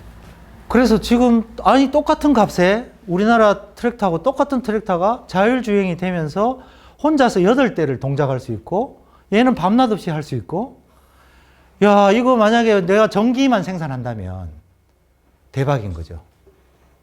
엄청나게 싼 값에도 농산물을 생산할 수 있는 거죠. 그럼 이걸 우리가 이게 현실인데 우리가 이걸 모른 채 하고 있겠냐.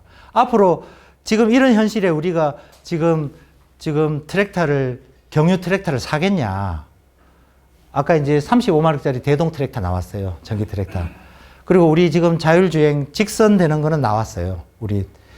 그러니까 이게 미래다는 생각이 드는데 그 앞으로 이제 농사를 누가 지을까? 제가 이제 봤더니 농가 경영주 연령이 67세.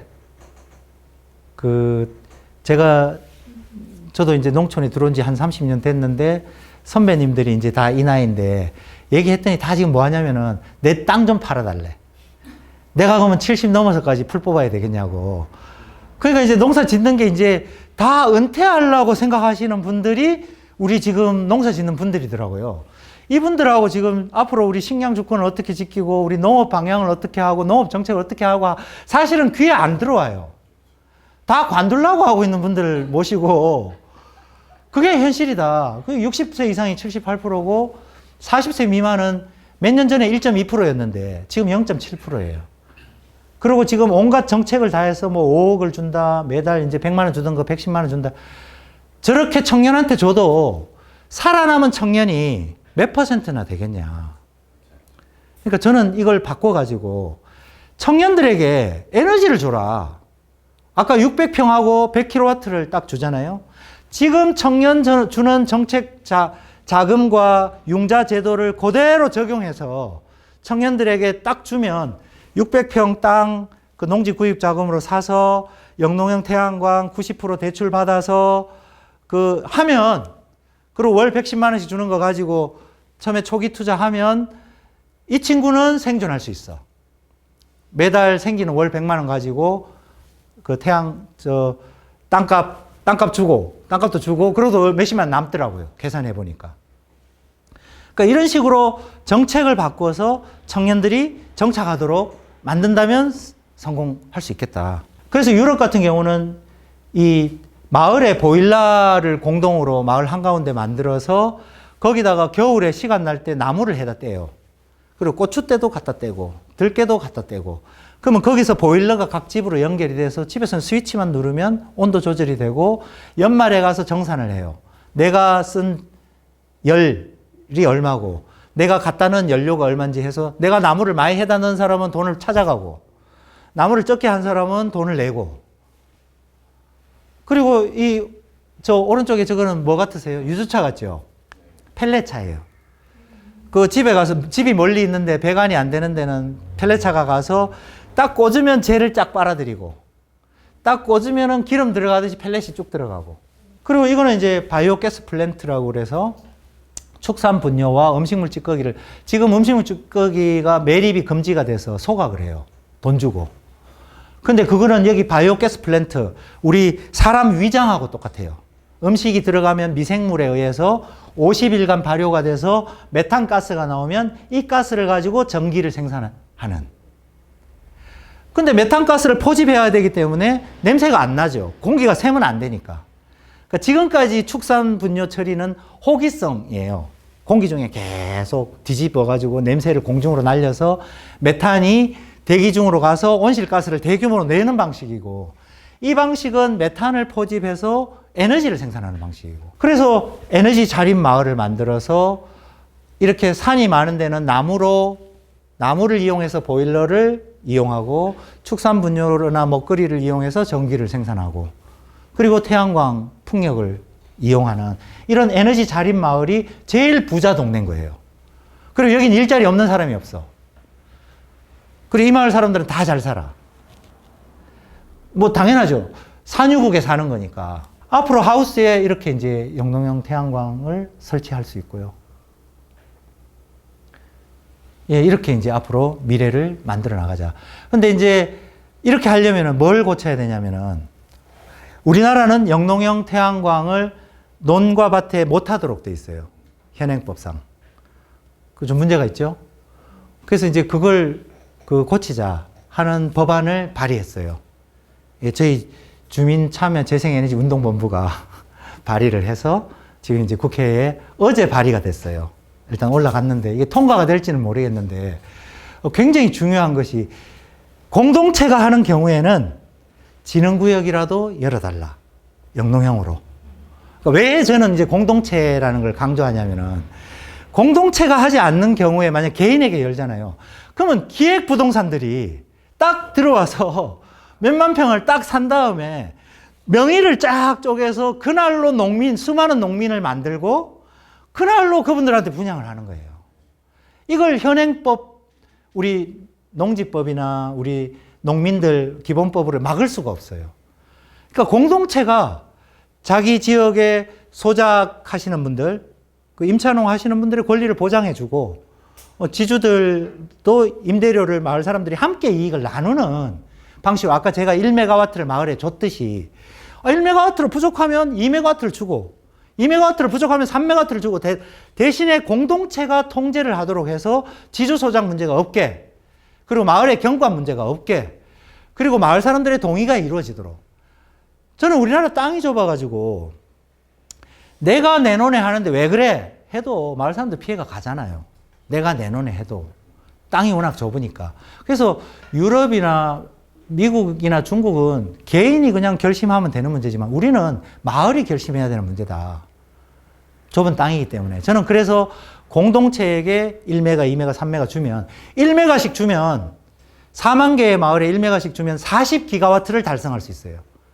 아까 우리 1년에 2기가와트 한다 그랬잖아요. 우리는 한 방에 40기가와트를 줄 수 있다. 아까 진흥구역에 영농형으로 마을에 준다면, 그 법이 된다면. 만약에 부족하다면 2메가와트씩 주면 80기가와트, 3메가씩 주면 120기가와트. 필요한 게 얼마냐? 얘기해라. 우리 농촌이 주민연금으로 만들어서 보답할게. 아까 1메가와트면 월 10만원, 20만원 줄 수 있는 걸 2메가와트면 40만원, 60만원이고 3메가와트면 80만원, 100만원인 거죠. 기본소득으로 갈 수 있다. 충분히 그 국가에 우리가 조직적으로 이바지하면서, 저는 이 생각을 하는 이유가, 제가 이제 학교급식 운동을 한 15년 정도 했는데, 학교급식이 우리나라가 늦게 출발을 했는데 전 세계에서 제일 잘하는 나라가 됐어요. 왜냐하면 우린 나라가 해버려. 친환경 무상급식으로 그냥 나라가 해버리니까 순식간에 모든 학교가 가버렸듯이, 재생에너지도 그냥 나라가 해버리고 마을이 해버리면은 전 세계에서 가장 빨리, 가장 조직적으로, 그리고 가장 평등하게 하는 모델을 우리가 만들 수 있다. 그래서 그런 법과 제도로 가자. 그렇게 하면은 저는 그동안 가장 어려웠던 농촌이 새로운 기회를 맞았다라는 생각이 들고, 이게 되면은 그 다음에 한 가지만 딱 고치면 돼요. 이걸 실현한 다음에, 지금은 전기가 멀리 가나 가까이 가나 값이 똑같아요. 서울에서 전기를 쓰나, 진안에서 전기를 생산해서 서울 보내서 그 전기를 쓰는 사람도 같은 값이고, 진안에서 전기를 생산하느라고 고생한 사람도 같은 전기고. 그러니까 독일은 전기료가 달라요. 멀리 가면 전기가 비싸. 왜냐하면 송전탑 세워야지. 송전탑 하나 세우는데 1억씩 들거든요. 주민들한테 1억씩 줘야 되거든. 데모하니까. 그러니까 어마어마한 비용이 들어가는 거죠. 그래서 그 제도를 바꿔서 전기가 생산되는 곳에 전기가 싸도록 해야 기업이 지역에 오는 거예요. 그러니까 기업이 지역에 오도록 제도를, 에너지를 가지고 바꿔버리는 거예요. 그러면 이제 우리 지역은 사람이 없는 대신에 우리는 에너지가 있고 이곳에 기업이 와서 생산이 있으면서 일자리가 만들어지는 그런 구조를 만들 수 있어요. 물론 앞으로 험난한 과정을 밟아야 되지만, 그래서 우리 농촌이 에너지를 생산할 수 있도록 법과 제도를 바꾸는 거, 그리고 그 에너지 가격이 멀리 갈수록 더 비싸도록 이렇게 설계를 해서 에너지를 생산하는 지역이 유리하도록 이렇게 제도를 바꾸는 것이 인구 소멸에 대처하고 우리 농촌을 새롭게 도약할 수 있는 기회로 만들 수 있다. 그래서 사실은 우리가 어마어마한 위기에 직면해 있고 한편으로는 어마어마한 기회에 와 있는데, 제가 여기에 매력을 느끼는 이유는, 야, 이거는 뭘 하면 되냐면 우리 농민들, 주민들 마음만 얻으면 돼요. 아까 제가 얘기했던 이 어마어마한 프로젝트가 결국 농민들, 주민들 동의만 하면은 돼요. 그게 첫 번째고, 돈은 아까 대출로 하다가 제가 사실 좀 막히는 게 있던데, 그런 거는 사실은 법과 제도를 바꿔서 펀드를, 아까 신안 그것도 지자체가 펀드를 못하게 막아놨잖아요.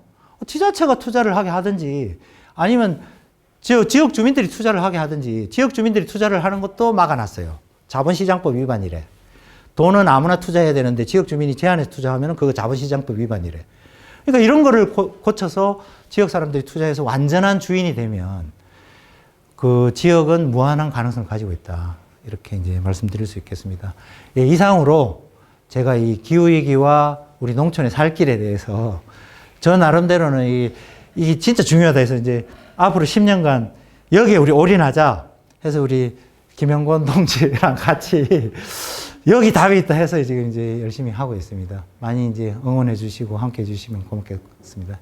제 얘기를 이렇게 마치고 질문이 있으면 해 주시기 바랍니다. 몇 가지 말씀해 주셨는데 지금 말씀하신 취지로 가려고 했을 때 제도적으로, 정책적으로, 혹은 법이라든지 이런 것들이 좀 바뀌어야 되는 부분이 몇 가지 있었던 것 같거든요. 그거를 조금 더 자세하게 말씀해 주시면. 네, 첫 번째 이제 정리하면, 농지에도 영농형 태양광을 지역 주민, 특히 공동체가 통제하는 하에서 허용해주면 어마어마한 자원을 우리 농촌이 가지고 있고 현실화할 수 있다.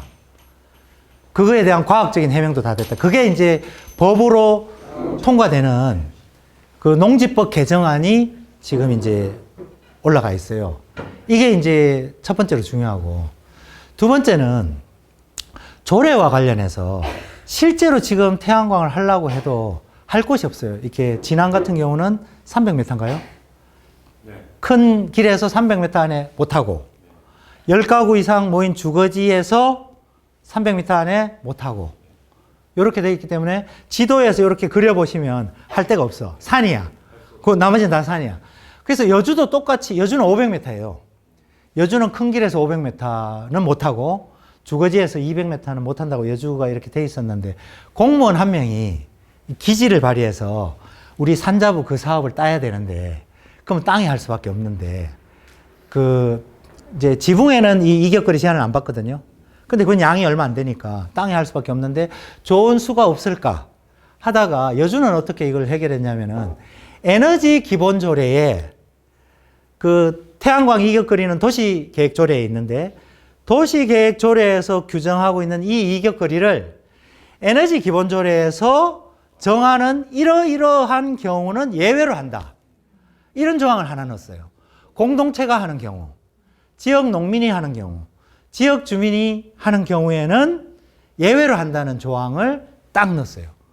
야, 그러니까 좋은 게 뭐냐면은, 외부 사람은 못하고 주민들은 할 수 있는. 아, 이거 기가 막히다.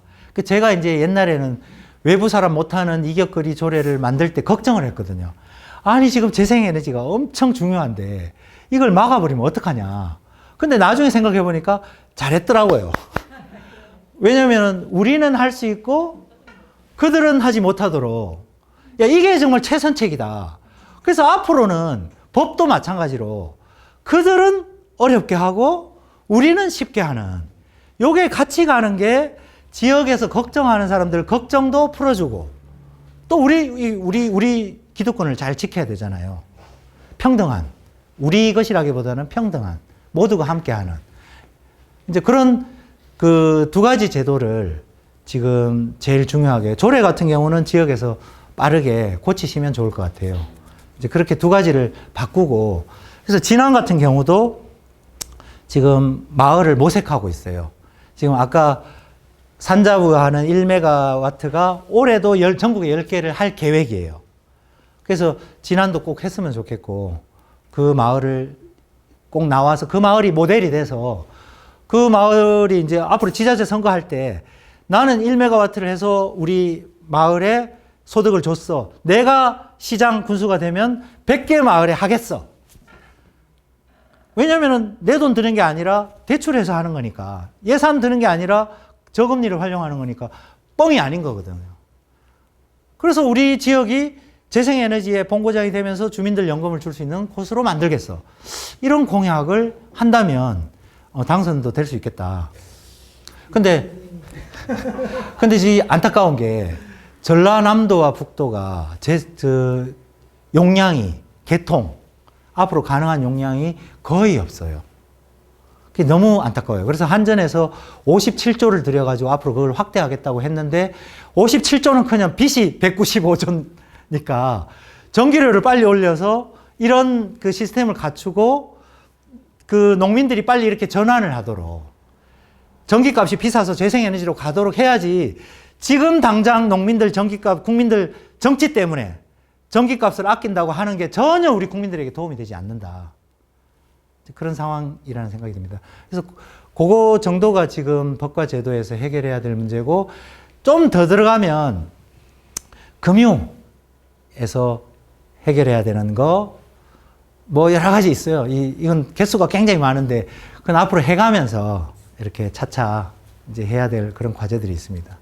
현실적으로 네. 그러니까 저도 이제 서울에 있을 때 은평에서 바람과 에너지 협동조합이라고 해가지고 태양과 에너지 바람인가 에너지 협동조합이 있어요. 주민들이 모여서 하는 아마 거기가 첫 번째로 만들어졌던 걸로 알고 있는데 거기는 이제 이미 업자들이 없는 상태에서 시작을 해서 별 문제가 없었다고 제가 들었거든요. 그런데 시골에서 이제 협동조합을 제가 제안을 해봤을 때 제일 먼저 들었던 얘기가 뭐였었냐면, 이미 이제 만들어져 있는 지금 지원을 받고 자리를 잡은 포착되어 있는 설비 업자들이 많다. 이분들하고 좀 부딪히게 될 것 같은데 그건 어떻게 해결하면 좋겠냐라는 이제 질문을 오히려 받았었거든요. 그래서 혹시 그것과 관련해서 생각해 두신 바가 있는지 궁금합니다. 예, 우리나라 분들이 다 머리가 좋잖아요. 한 가지를 딱 하면 10가지 편법이 나와. 아까 우리 여주 같은 경우도 얼마나 기가 막힌 일이냐면은, 지역 주민만 아까 그 예외적으로 에너지 기본조례에 의해서 이격거리를 면하도록 법을 만들었잖아요. 그래서 외부 사람들이 와서 인허가를 딱 넣었더니 빠꾸가 나온 거예요. 안 돼. 여주는 안 돼. 했더니 그분들이 주소를 바꿔버렸네. 자기 주소를. 나 여주 사람이야. 그래갖고 그분들이 여주로 주소를 바꾸고 신청 인허가가 들어왔는데 통과가 됐어요. 그래서 제가 이제 그거 보면서 조례를 또 고칠 것인가. 이제 여러 가지 고민이 되는데, 다 이렇게 맡기는 힘들고, 이제 지역 주민들이 빨리 그 주도권을 쥐고 지역 주민들에게 유리하도록 이렇게 적극적으로 해나가는 게 답이지, 규정만 가지고는 와, 이러니까 이렇게 피해가고 저러니까 저렇게 피해가고. 그래서 대부분 지금 태양광 회사들이 어떤 형태로 되어 있냐면 협동조합으로 되어 있어요. 태양광 회사를 협동조합으로 차리는 거야. 이익이 많으니까. 근데 그걸 어떻게 할 수가 없잖아요.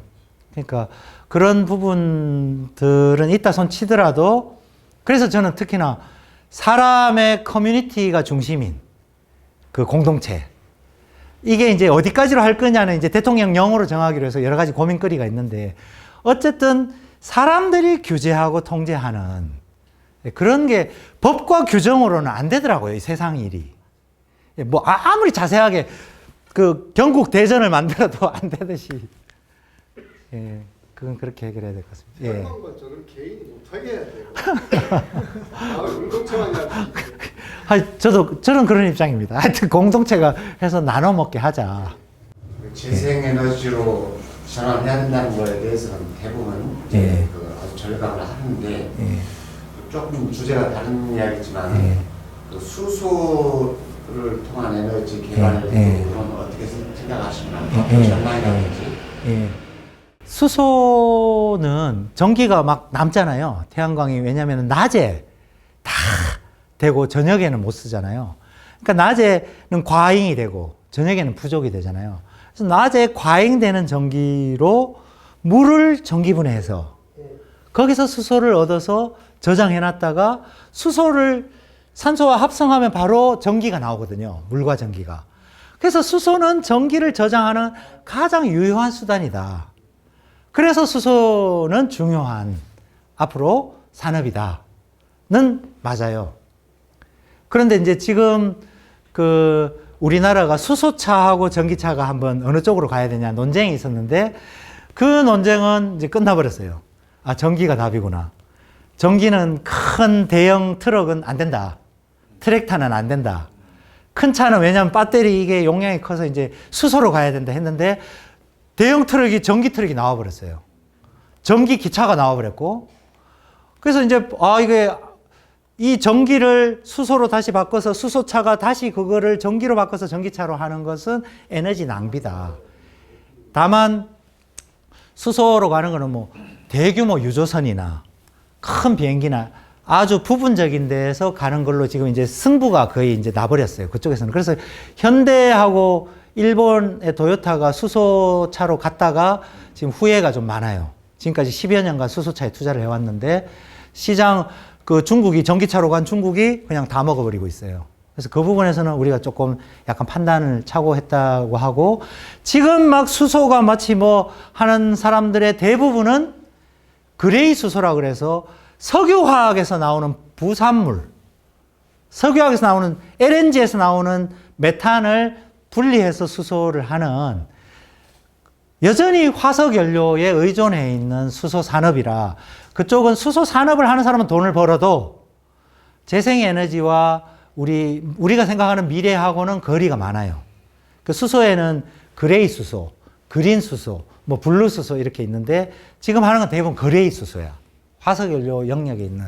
다만 수소 산업을 하는 사람들이 이걸 해야 플랜트가 들어가고 이걸 해야 그 사람들이 돈을 벌고 이제 그런 상황이기 때문에 수소는 반드시 가야 될 미래인데 저장으로서의 수소가 의미 있고 가치가 있고 그렇게 이해를 하는 쪽이 낫겠다. 가긴 가야 되는데 그 뭐 수소차, 전기차 시대처럼 전기가 대세가 되고 있는 상황이에요. 현재까지는.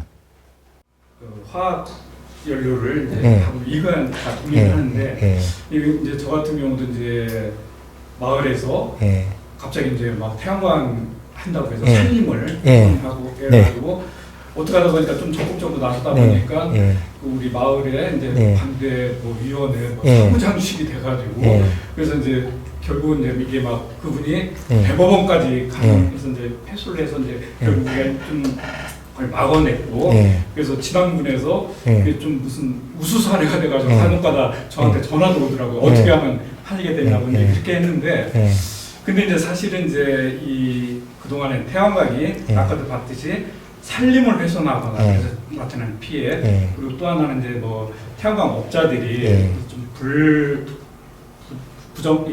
도덕적이지 못한 영업 방식으로 인해 가지고 굉장히 많은 욕을 먹고 지탄을 받고 뭐 이랬는데 근데 그 문재인 정부에서 굉장히 이걸 강하게 밀어붙이다가도 이제 하지 못했던 왜 지금 얘기 들어보니까 이제 영농형 태양광 같은 경우는 굉장히 참 솔깃하고 좀 그런 생각이 들어요. 그래서 저도 이제 농사를 짓다 보니까 사실은 좀 잘 안 돼요. 그래서 이제 아는 지인이 야 여기다가 그냥 태양광 하면은 한 달에 이렇게 나오는데 근데 저는 이제 마을에서 이제 그 정도로 반대 의견을 했다가 그걸 내가 또 할 수 있는 면목도 안 쓰는 거고 그래서 왜 그런 영농형 태양광이라는 제도를 정부에 있을 때 왜 그런 부분에 대해서는 몰랐던 건지 아니면 알면서도 불구하고 이 이슈를 못했던지 이런 거 하나가 좀 궁금한 게 있고 그리고 또 하나는 또 지금 상당히 긍정적인 측면만 좀 얘기를 했는데 언론에 보면 이제 이 태양광 노들이 무궁하게 가는 게 아니고 그러니까 이제 또 이제 한 20년 되면 또 다시 바꿔야 되고 또 얘를 폐기할 때 또 그런 또 이 공해가 발생되고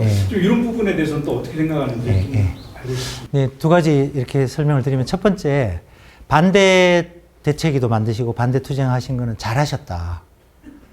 박수를 드리고요.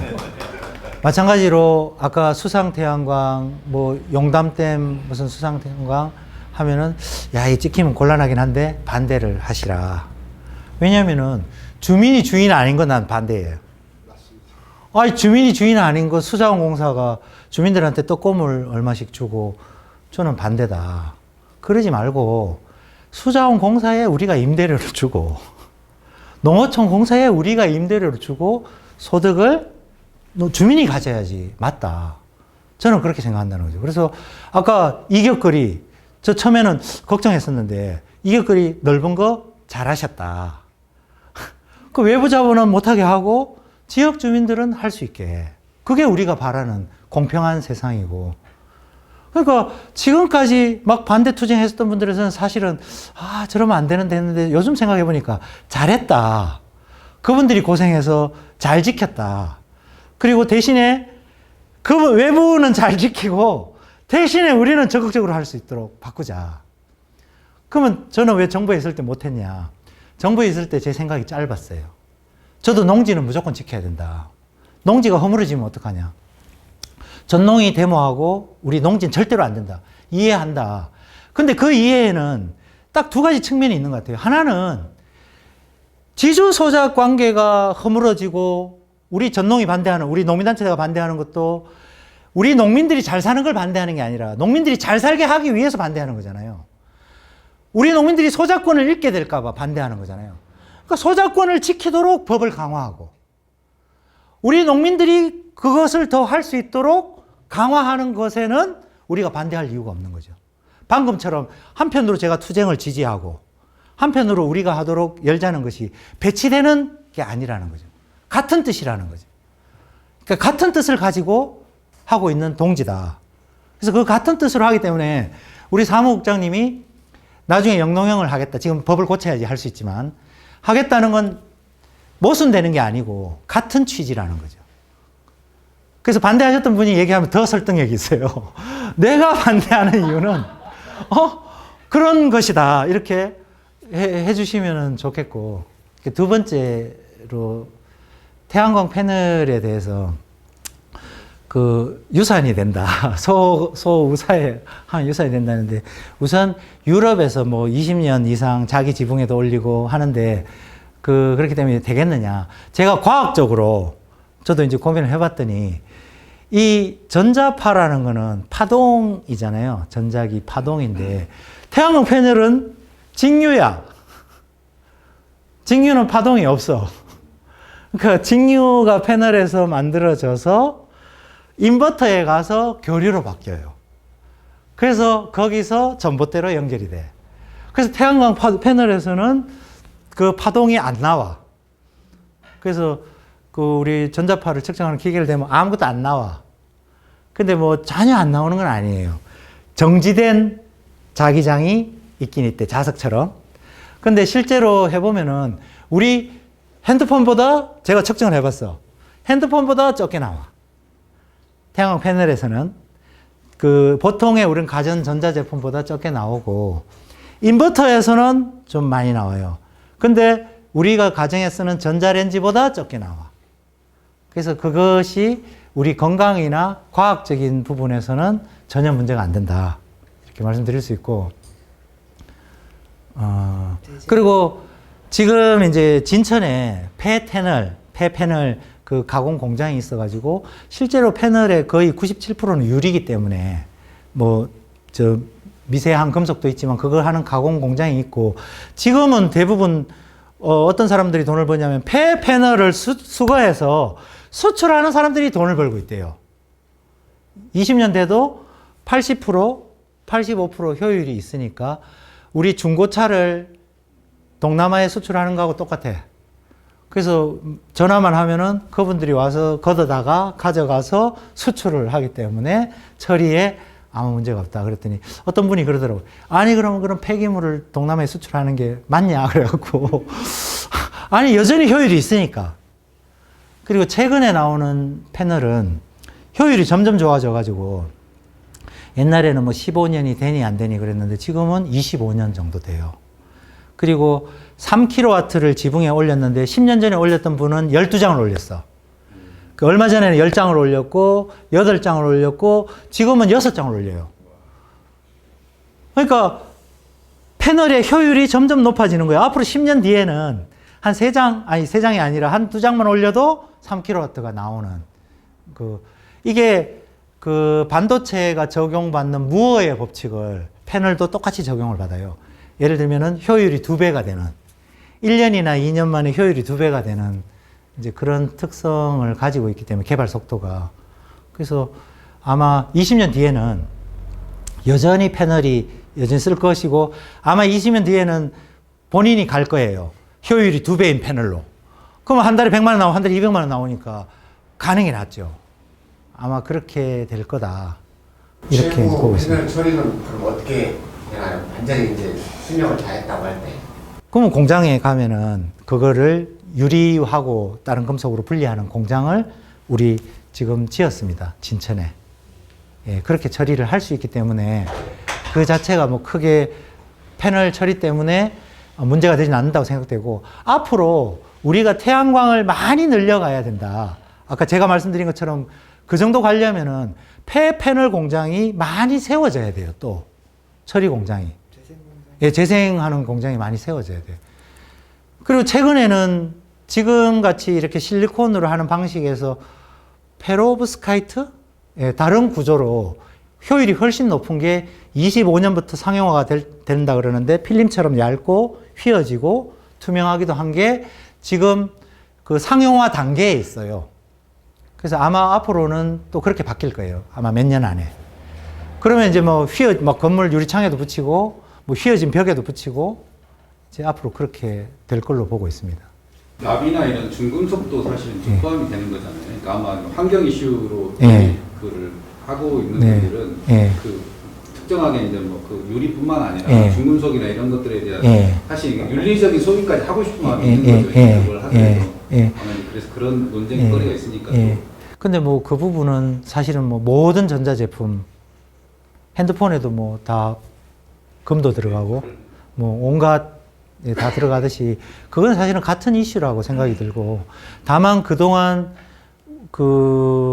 우리는 반대하는 입장이 있었죠. 대부분 환경을 사랑하시는 분들이. 근데 그렇게 됐던 이유가 아까 제가 설명드린 것처럼 우리 주민들의 동의와 주인됨이 없이 하는 것에 대해서 오히려 많은 분들이 반대하는 것이 당연하고 저는 지나고 봤더니 반대한 게 잘한 일이기도 하다. 이렇게 생각이 들고 근데 앞으로는 아니다. 우리가 빨리 전환의 주인으로 나서자. 전기를 햇빛을 이렇게 받아서 거기서 전기가 패널로 해서 전기가 생산이 되는 건데 그 전기를 우리 집에서 직접 쓰잖아요. 우리 집에서 직접 쓰면 한전을 통하지 않고 이게 자가 소비가 되는 로컬 푸드 같이. 근데 지금 이제 이게 그 생산을 해서 판매를 하려면 꼭 한전을 통해서 해야 되니까 지금 뭐 개통도 없고 이렇게 문제가 많이 일어나는데 그 근본적인 문제를 좀 이렇게 이 지역에서 로컬에서 자가 발전한 것 우리가 생산하는 우리가 다 쓰고 남는 것만 이렇게 판매하는 쪽으로 이렇게 바꿀 수 없나요? 지금 저게 정답입니다. 우리가 지금 전기를 어떻게 하냐면 우리가 진안에서 농사 지어서 가락동에 갔다가 다시 마트에 와서 지금 사 먹는 것 같이 똑같이 하거든요. 바보짓을 하고 있어요. 그래서 아까 개통이 없는 거예요. 쓰고 보내면 남는 것만 보내면 되는데, 왜냐면 전기는 똑같은데, 똑같은 전기를 똑같은 방식으로 쓸 수 있는데, 그렇게 하는 이유는 우리가 사는 전기는 200원이고 우리가 파는 전기는 100원이고, 거꾸로인가요? 우리가 파는 전기는 지금 그 170원, 160원 이렇게 팔고 있거든요. 우리가 사는 전기는 130원. 전기 값이 틀려요. 그래서 한전이 발전업자들한테는 150원, 160원, 200원에 사서 소비자한테 100원, 130원에 파니까 아까 적자가 생기는 거예요. 만약에 전기값이 같다. 그 파는 전기값이나 사는 전기값이 같으면 우리가 쓰고 보내죠. 그러니까 전기값이 같아져야 돼요. 그 전기값이 같아지려면은 전기값이 올라야 돼요. 그래서 아까 우리가 전기값이 왜곡돼 있다는 게 우리 전기 제도를 바꾸는데 걸림돌로 지금 작용하고 있어요. 근데 말씀하신 대로 이거를 전기값이 다른데 해결할 수 있는 방법이 없나? 그 유럽 같은 경우는 전기회사가 한 1000개 정도 돼. 전기회사 저런 거 돼서 어떤 회사는 우리 동네 전기회사는 우리 동네에서 쓰면 그 동네 전기회사 값이 전기가 제일 싸. 그래서 이게 이제 우리 되는데 우리는 한전이 모든 것을 독점하고 있기 때문에 이런 제도도 안 되고 전기값을 똑같이 하자니 소비자 올려야 되니까 안 되고 그래서 지금 머리가 아파요. 그래서 송전탑을 더 많이 세우자니 돈이 없고 그래서 지금 답을 못 내놓고 있는 상황. 전기를 한전만 그 사고 팔도록 하는 그걸 어떻게 바꿔야 돼요? 그 법이 어디에? 전기법을 바꿔야 되는데 그거가 민영화 이슈하고 또 관련이 민영화 이슈하고 관련돼서 민영화되는 게 옳은가? 그렇죠. 미국처럼 또 되는 게 옳은가는 이슈가 있고 어찌 보면은 공공기관이 잘만 하면은 좋잖아요. 지금 같은 건 문제인데 지금은 한전이 깡패야. 한전이 깡패예요. 사실 전기와 관련해서 깡패이기 때문에 저거 어떻게 패서 이제 좀 말 듣게 하지 하는 이제 그런 이슈가 있고 또 하나는 아까 그 한전 문제도 마찬가지예요. 우리 국민들이 재생에너지를 어떻게 보는가 하는 관점하고 관련이 돼 있어요. 만약에 재생에너지가 필요하고 그걸 하기 위해서 전기요금을 올려야 됩니다에 얼마나 많은 국민들이 동의를 할 거냐. 만약에 민주당이 과감하게 질렀어. 일로 가야 되고. 그래서 과감하게 질렀는데 국민들의 이해가 낮다 하면 총선에서 또 작살나는 거예요. 그러니까 이게, 우리가 국민의 수준만한 정부를 갖는다잖아요. 이게 참 힘든 일이에요. 그럼 우리는 현실적으로 어떻게 해야 되냐. 아까 얘기했다시피 현재 조건 하에서 그나마 가능한 수단들을 어떻게 해나가면서 이렇게 고쳐야 되는데 근본적인 해법은 저도 답이 없습니다. 그런 거 관련해서 근본적인 해법은 대통령이 풀 수밖에 없는 거예요. 이 상황은. 그래서 지난 대선 때 에너지 고속도로를 이재명 후보가 에너지 고속도로라고 하는 것을 그러니까 개념을 내왔고 그 에너지 고속도로가 가능한 인프라를 구축하는 그러니까 한전 체제하고 또 그러니까 생산하는 사람과 소비할 사람이 직접 거래할 수 있는 것하고를 공존시키는 방식으로 에너지 고속도로라고 하는 공약을 내왔고 그것이 구체적이고 과학적인 내용들을 저도 전문가가 아니니까 잘 몰라요. 근데 그때 굉장히 그러니까 심혈을 기울여서 전문가들이 모여서 에너지 고속도로 개념을 내왔거든요. 그래서 저는 뭐 이재명 대표가 어떻게 될지는 모르지만 이재명 대표가 대통령이 되면 이 부분과 관련돼서 재생에너지로 기본소득의 재원을 만드는 거 하고 결합해서 로컬 에너지 그리고 에너지 고속도로 이게 다 연결되어서 정책이 설계되고 집행될 수 있을 것이고 그건 이게 비서관 차원에서나 아니면은 한 사람 차원에서 국회의원 한 사람 차원에서 해결할 수 있는 게 아니라 사실은 대통령이 해결해야 될 주요 과제일 거다라고 생각합니다. 그래서 저는 하여튼 모범 사례를 만들자. 우리 농촌 주민들이 제일 100마디 해도 안 믿잖아요. 한 군데 모범 사례를 우리가 만들어서 이렇게 보고 따라올 수 있도록 그렇게 만들자. 오늘 강연하신 걸 KBS에서 한 2시간 동안 틀어주시면 국민들이 좀 그런 기회가 오기를. 마칠까요? 예.